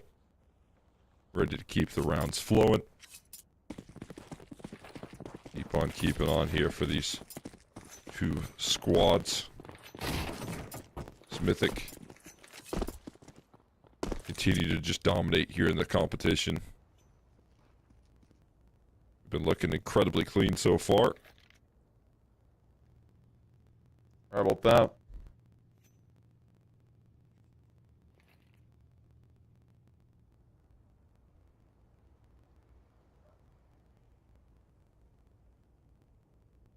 Well, now as we get this underway.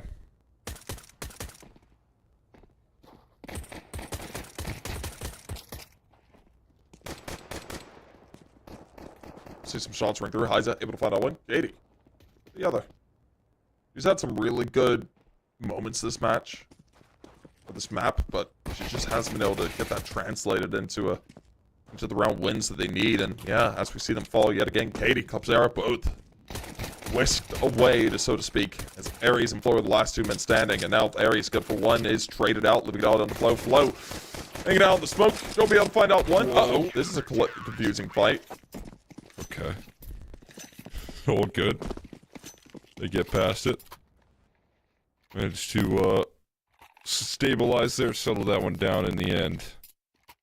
And we'll move on up. Much more comforting position here.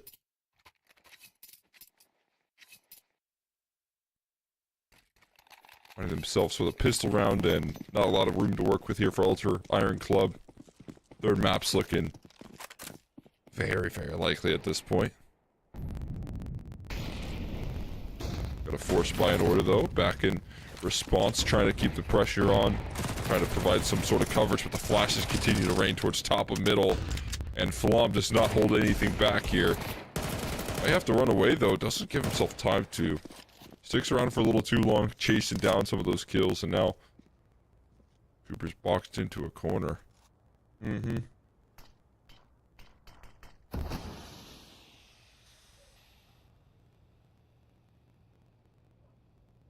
Ooh. Move. Ooh, that's the info. Ooh, Club Zara. Good trade. He's at least quick with it.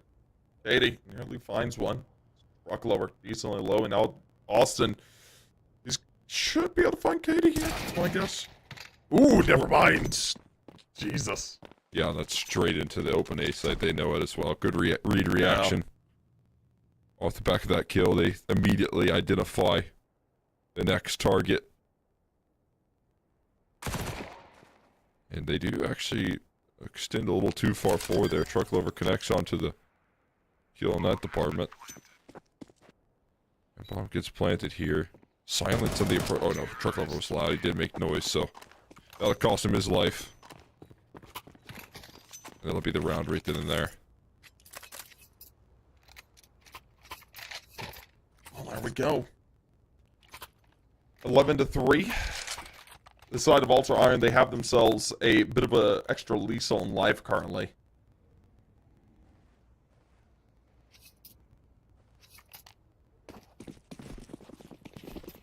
But we'll have to see if they can make this really work the way they need to. I mean, they've got the rifles to use while the side of Ultra Iron don't have anything. It's just an A1S in the hands of Mr. Austin CS over there.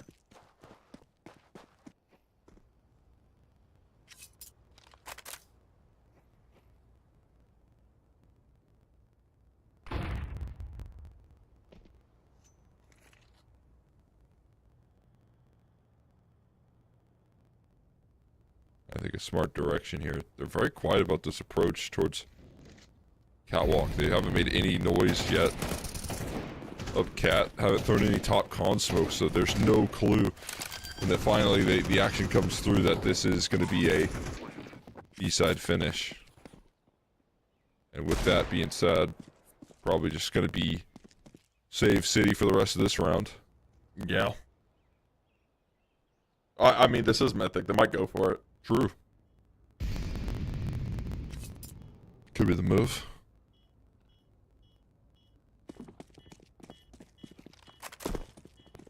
They're not, but good damage. Good kill by Heiza.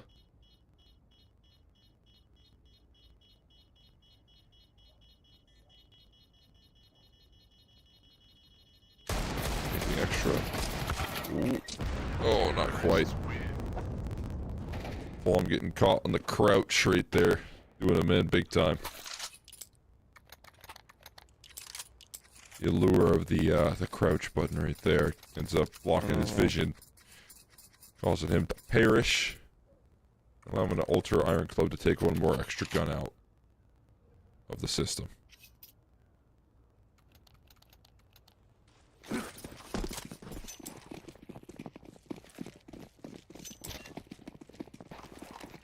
Well, now we see things sitting at 11-4. I like this boost. This boost sometimes works, it sometimes doesn't. And hey, it's able to net one, but they're aware of another player. It's going to cost him his life as well. So I mean, it wasn't really worth it. Comes out 2-1.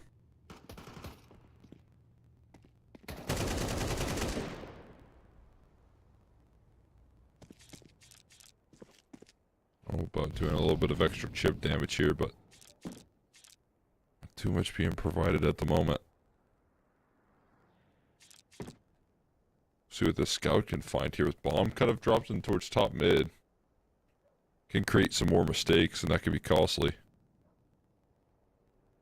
There's a little pixel spotted there towards connector, a moving pixel. That's not They're right. aware. I They can't be know. it. Cooper wants to go for it, man. He's waiting for Katie to make a misstep. Of course. Doesn't need to do anything. Heiza. There's an AK now recovered. Oh, they're leaving A though at the same time, so that panic quite fully set in. Cooper steps forward for the tough realization. Double HE right to his face. Oh my god. Overkill right there, but whatever does the trick, they will move forward successful.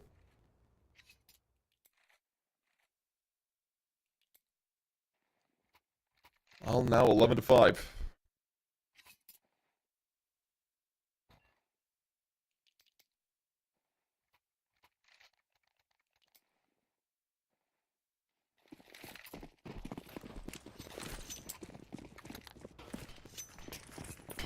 We've got ourselves a very interesting position to be in. Some good KZ out of Heiza. Gonna be able to use this to his advantage. And oh, he spots another. That's Clip Zero that was spotted, who's able to go ahead and find the trade. Of course, Heiza's gonna realize that, hey, I probably don't. Uh-oh, he's been forced forward. They're not gonna be able to make anything of it, though.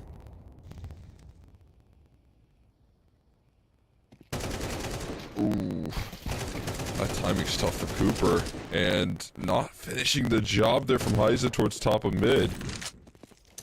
Opens up the route. I mean, if there's someone that can make something of this, it's gonna be Truck Lover. Yeah, but he might be on the wrong bomb site, so it might have to be Austin here instead. Bomb's heading that way. Truck Lover's kind of cut off from his transition into this retake. Austin has a lot on his shoulders. And they should have an understanding. Once they clear out A, once they find out nothing's there, where the possibilities lie in, they can account for that. As you can see, Molly towards Palace, perfectly placed. He's ticked in it, so.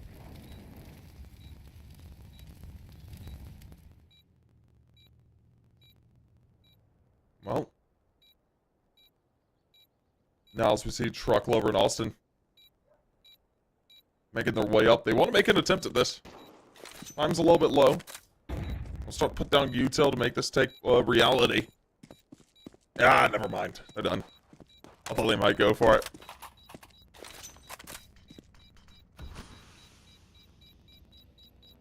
Yeah, I cannot call to save there. Yeah, they gotta build that suspense all the way through, but steps out for the duel, ends up costing him his life. Flashbang in, doesn't connect, but doesn't matter when Flo's swinging into your angle. Flo will just delete the presence, nothing held on to, and all of a sudden, you know, it's still a pretty steep deficit, but it doesn't feel like impossible at all. No. No, it does not. That's the scary part. If you're the side of Mythic, it's like you had all this momentum and it's already started to shift away.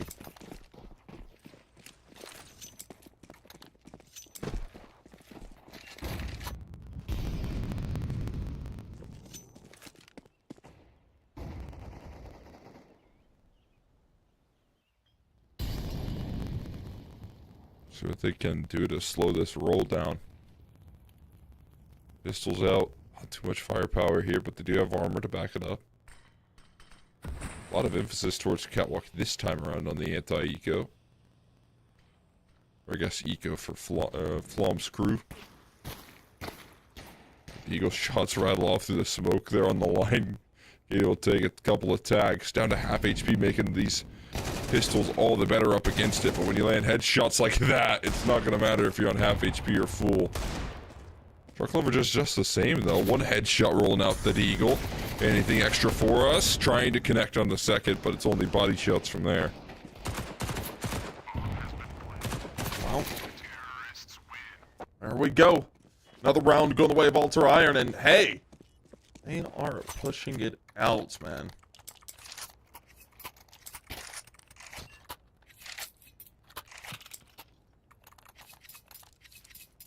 I mean, like you're saying, it's really starting to feel somewhat possible. In the beginning, I was thinking, well, this half is going to be over pretty quickly, but they've been able to progress it farther and farther.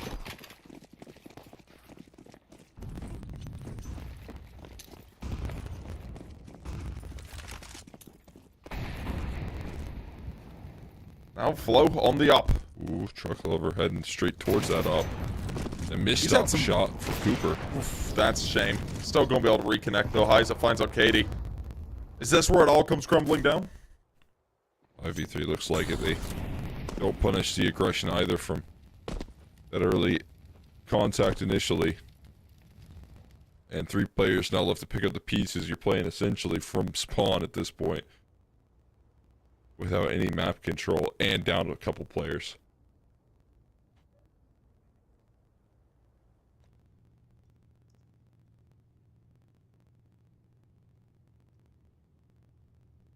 Well.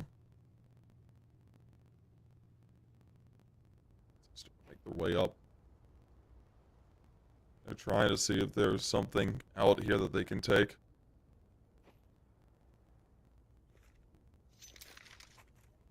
I mean, they need to find a pick or two. Just grabbing one really brings this round back into focus. As Flo is able to do that, highs up all people. Don't get caught out. That one, there's another. Oh, no. Make it 2. Make it no. very quick kills. Wait a second, things are collapsing. They've spotted Truck Lover on a peak. What is happening? Oh no, 5v2 or 5v3 crumbles into a 2v1. Mythic collapsing at the seams. Can Austin save them? Gotta get past the scope. You cannot pass. Oh, Alter that's Iron Club so ripped bad. the round right away and are on a rampage in this comeback, pulling off the impossible.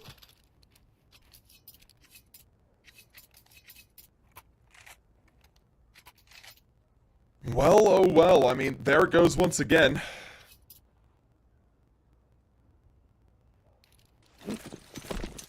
Another round. Feeling quite rough here for the side of Mythic, and I mean, Ultra Iron.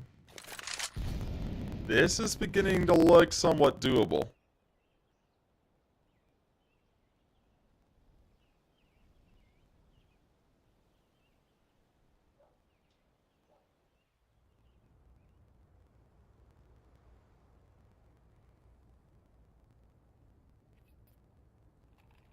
I mean, from now Mythic just stuck on pistols. If we see Ultra Iron hit 10, then I mean, at this point we're at the comeback, aren't we? Yeah, I already believe here at this point. They made just a 5v3 look easy last round. Yeah, I know. They're feeling it, man.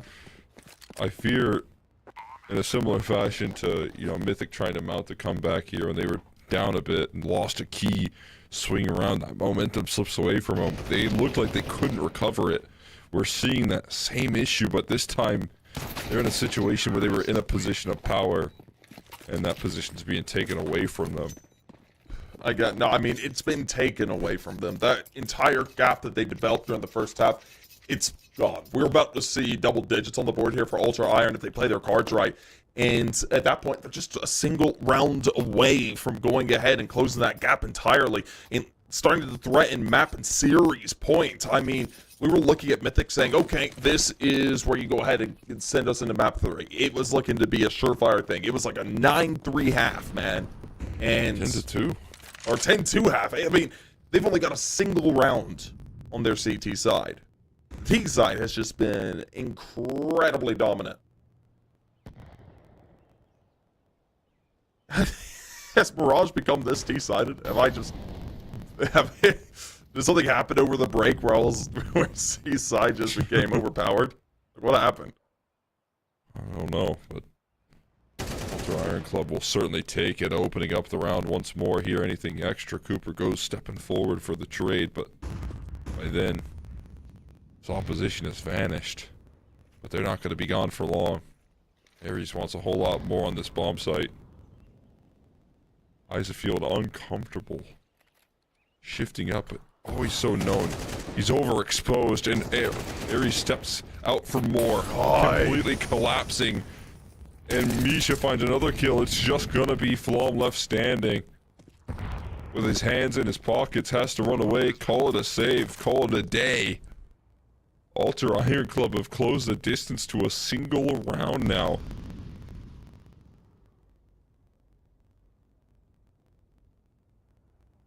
Well, I mean, Blum just hanging in, hanging out. He knows that he can't afford to drop this rifle. They have nothing in the tank to work with.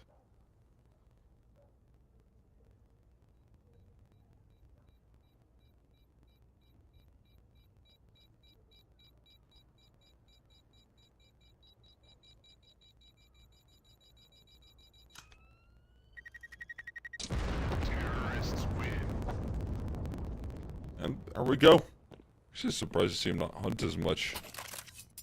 Considering the finances the here, econ. they've got all the money in the world, right? But either way, I don't know if they're even concerned about going up against firepower here. What they're concerned about is winning rounds, and they're doing a darn good job of that at the moment.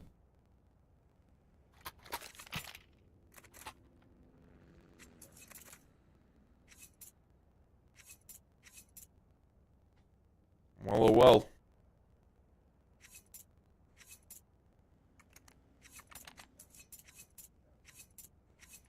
We've really seen these rounds get nice and close here for the side of Ultra Iron Club.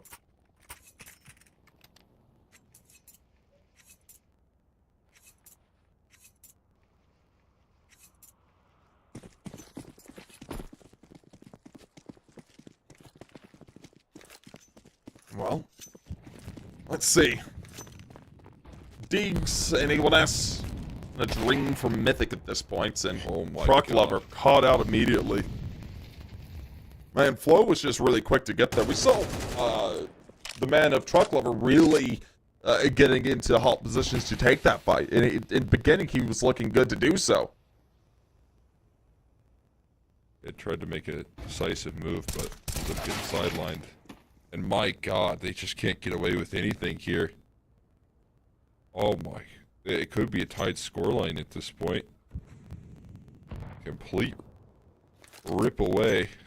It's Cooper. Sneakily moves forward. Oh, and of course his shoulder gets spotted, so now this becomes a situation where he's known. Still manages to land the kill at the very least, but his teammate has fallen on the other side of the map, so full steam ahead. And we're tied up at this point. Incredibly so. Yeah.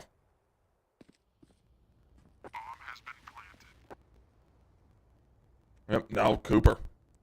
It's going to be looking to go ahead and save on over. They're hunting this time. They want to take away this final rifle. They know that the economy of Mythic is in a turbulent state. On the CT side, even with max loss bonus, it's been rough buys all the way around. And, ooh. Okay, they know where he is. That's going to be them collapsing onto him. Gonna go for the reload, drop down. That would have been heard. There we go. Ares going to be able to finish him off. So no rifle carried over. They're going to have to invest in full.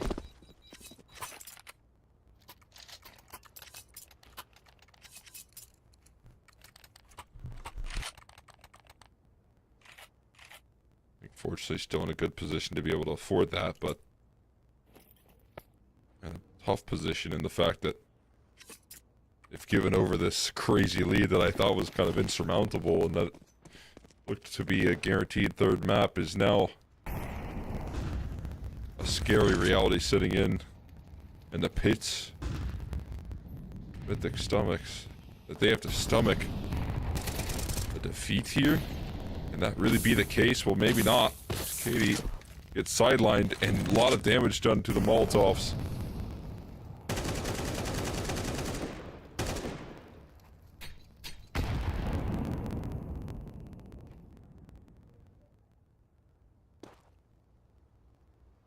The last time we saw that was when they were in the 5v3 and then they let that slip. But it is, in theory, a good situation to find yourself in here. Careful.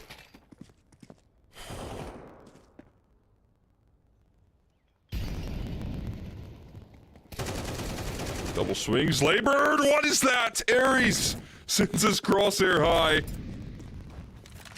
And it feels like the impossible's just unfolding over and over again right in front of your eyes. Sight claimed.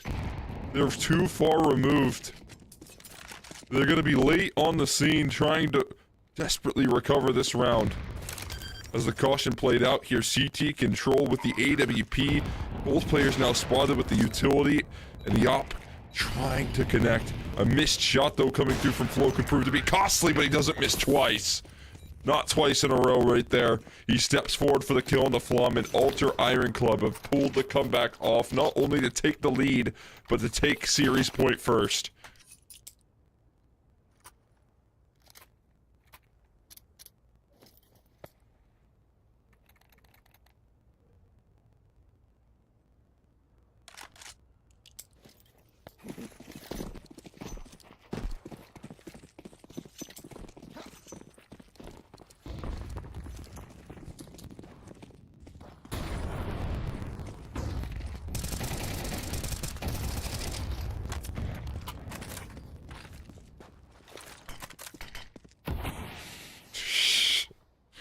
I mean, all of a sudden they just play like there's nothing to lose, everything to gain, and it could be the case that they got to do it again.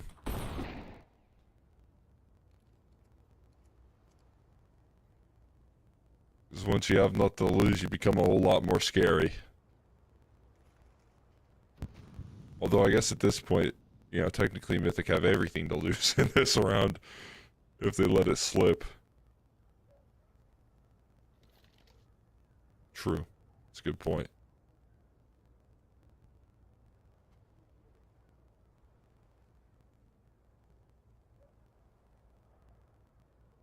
Walking it out here, a little bit separate, but when they have played out these man-down situations, you know, kind of separating throughout the map, that's been where they've been able to just somehow piece up fights and claw their way back into action, so don't mind this at all.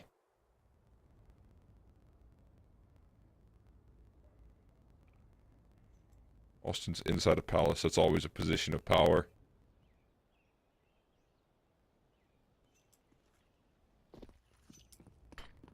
"20 seconds left, they gotta get loud."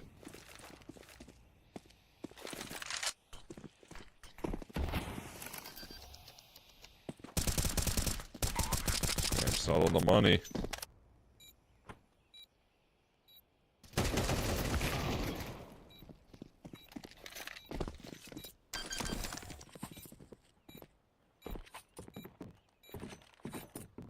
Oh yeah, a little OT action.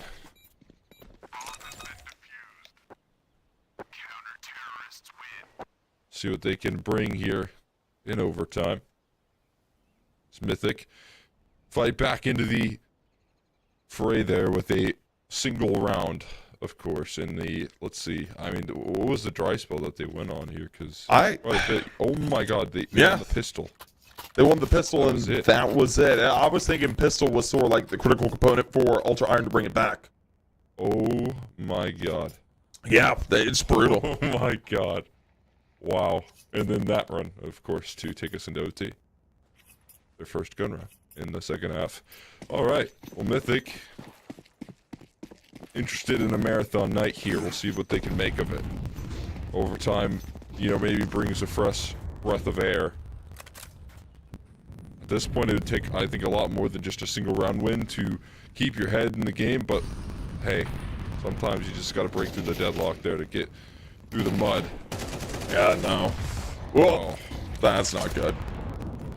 Oh, this is bad. Advantages that have been their bread and butter, and Ares has been so good at This cracking is these bad. things open. Oh my Cooper God. on the instant trade, and that defense crumbles to pieces. Well, I have to say, that is rough, to say the least.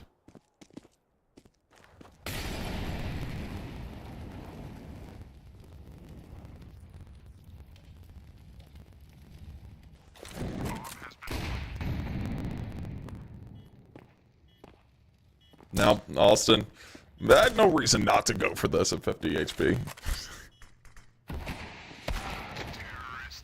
Well, that's just unfortunate.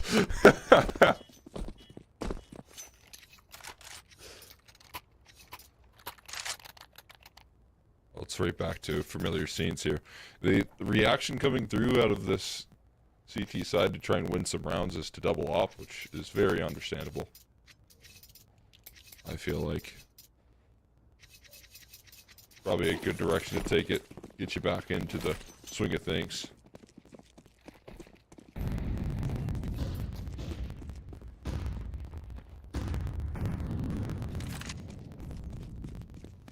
Well, now as we do see things looking to come underway.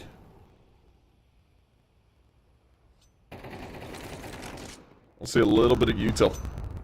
Starting to get played out. Trying to find out this kill. As smoke gets bloomed. Not going to be able to find anything off of it.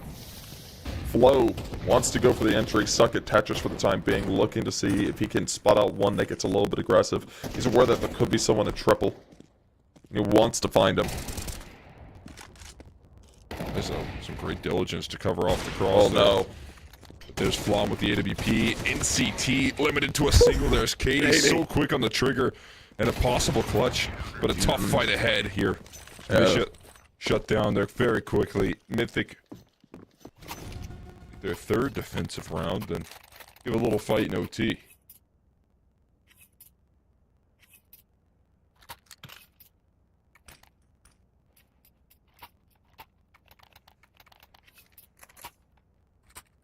Well, OT is looking like a bit of a brutal fight. We'll see if Mythic's able to do better than only one on their CT side, though. They can get 2 here. They might be able to close it out.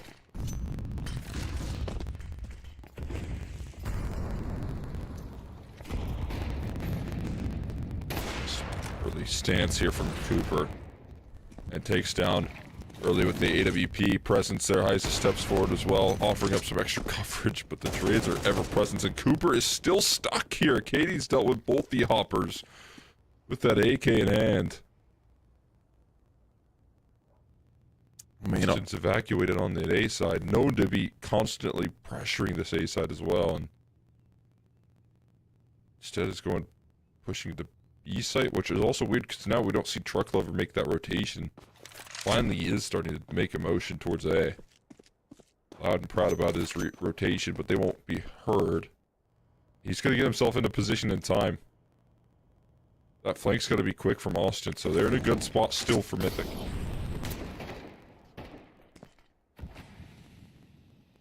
Well.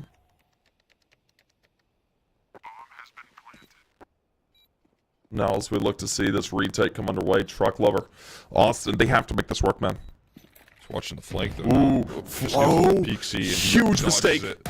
Knife. We'll be able to find out the kill. Of course, this does bring it back down to a 2v2. Molotov going to go ahead and flush out the player over in Pallet's not going to be able to make a move for a minute. The only one to respond is going to be Katie. Katie's going to be forced to respond, knowing that her teammate can't do anything. Now, watching the cross. There it is, beautiful. Truck Lover going to be able to take a second round for his team, and a beautiful retake for Mythic. Was able to go ahead and finish them, punch them off time and time again. Really, the critical factor in that one was putting the side of Alter Iron in this position where they had to respond individually. And it worked absolutely wonderfully. Yeah, getting themselves 2 rounds here after just not figuring out. I mean, they got 2 rounds in a whole half there, so getting it at OT maybe does kind of breathe a breath of fresh air for this this squad, and kind of gives them a new lease on life. That has to be a huge relief. Obviously, a little frustrated.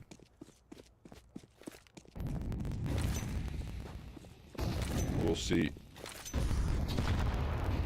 Things revive if the CT side can hold steady. That was where the struggles were for Alter Iron Club, so at least Mythic back on good position.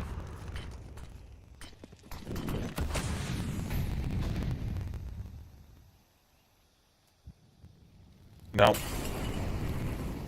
Molotov going down. Katie not forced out by playing by the smoke. She's got a nice little angle. Ooh! Maybe a little bit too overzealous there. It's going to cost her HP, not her life, though. Oh my god! Oh my god. Okay, he's just fearless right now with low HP. I mean, might as well go for the info, if anything. Ooh, but Ares does fall there on the double op. They're still finding ways to measure past this defense. Flo kind of in hot water right now. Ollie doesn't force Katie forward at all. Been dancing around these flames throughout the entirety of this round, but still sticking alive. Flo pops a shot off and able to connect on the follow-up. Misha will step through from CT and Ultra Iron Club. Well, they get a CT round of their own here. Yeah.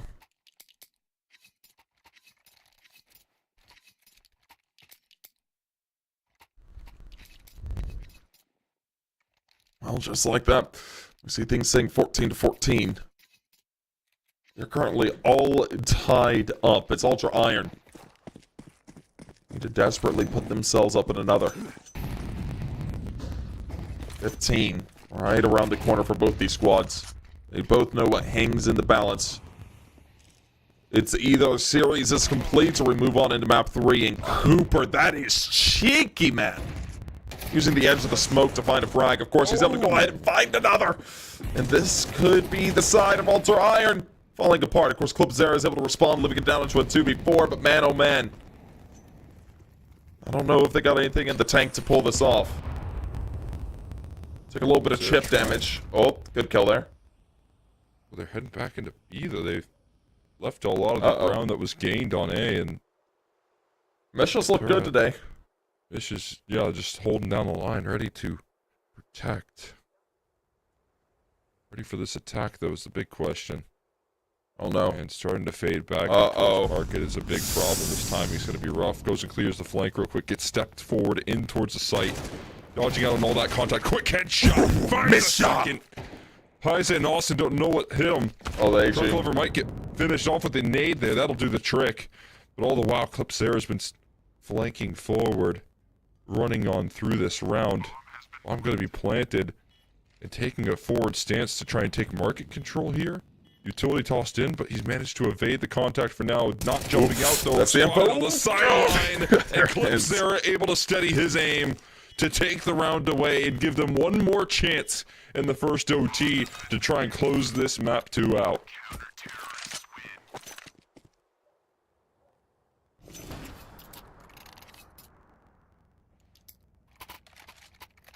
Oh, there we go. That was a very, very tight retake to win out there. Now, as Ultra Iron Club, just need a single round to close it. Mythic, looking for double OT. Did we get a second double OT today? Is that what's about to happen here? 2 double OTs? Why not?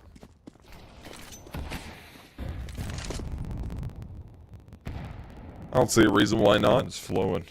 Yeah. See if that's the case. I mean, Alter Iron Club don't look too interested in taking it any further. They're ready to shut this thing down.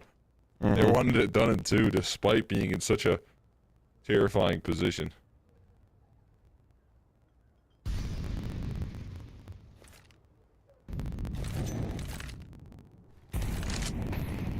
Well, a little bit of util game put down. Trying to see if there's anything to be pulled up for themselves. Smoke. Oh my god. Oh, it slows things out. Man, truck So lover. much util damage. It's incredibly low. Man, a spam there onto Austin would have been absolutely mental. Oh, Should catch this though. Beautiful HE. Yeah. Clip Zera just ready. Knows there's one at chair. Not going to repeat that. Truck lover looking to play out of Palace while Flom making a move as well. Truck just so quick. He's such an aimer, man.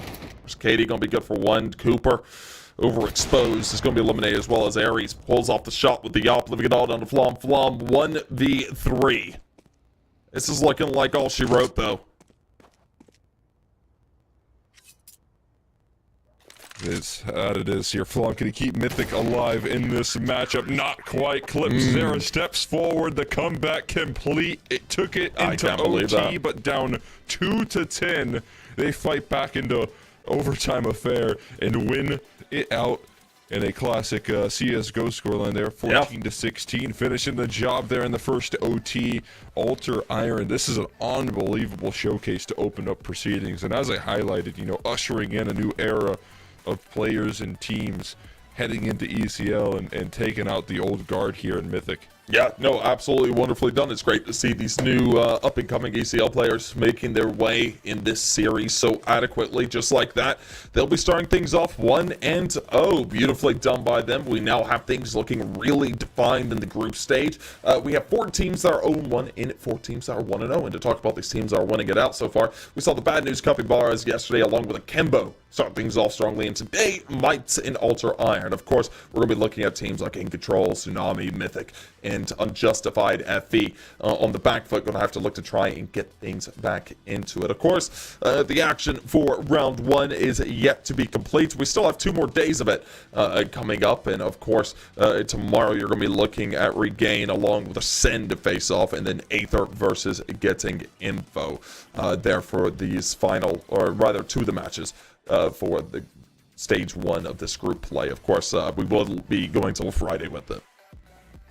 Yeah, I mean, it's going to be a fantastic week of Counter-Strike there. It's already been pretty fun to watch some of these teams step forward into the scene, put up some good fights, and fully expect that to carry forward there as we move throughout this Swiss stage, man. It's been absolutely electric watching this matchup as well. I mean, watching a great comeback's always good, but I tell you what, a little bit of concerns around Mythic and the mental state after a very frustrating game.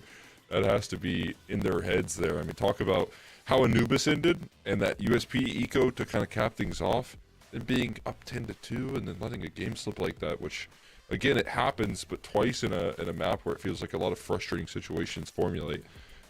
Yeah, it's definitely a tough start to the season for them. Yeah, it definitely is. We'll have to see if they're able to go ahead and bring things back underway coming up into their next one, because of course they'll be waiting till round 2 to get things going back in CCT. So until then, we'll be sort of saying farewell to them. But of course, please be sure to check back tomorrow. We'll have a lot more action coming up there for the next 2 days for NA, and of course beyond that as well, and of course EU in the morning. So folks, we'll see you guys all next time. I've been Negade, that's Exner, and we'll talk to you guys, well, hopefully very soon.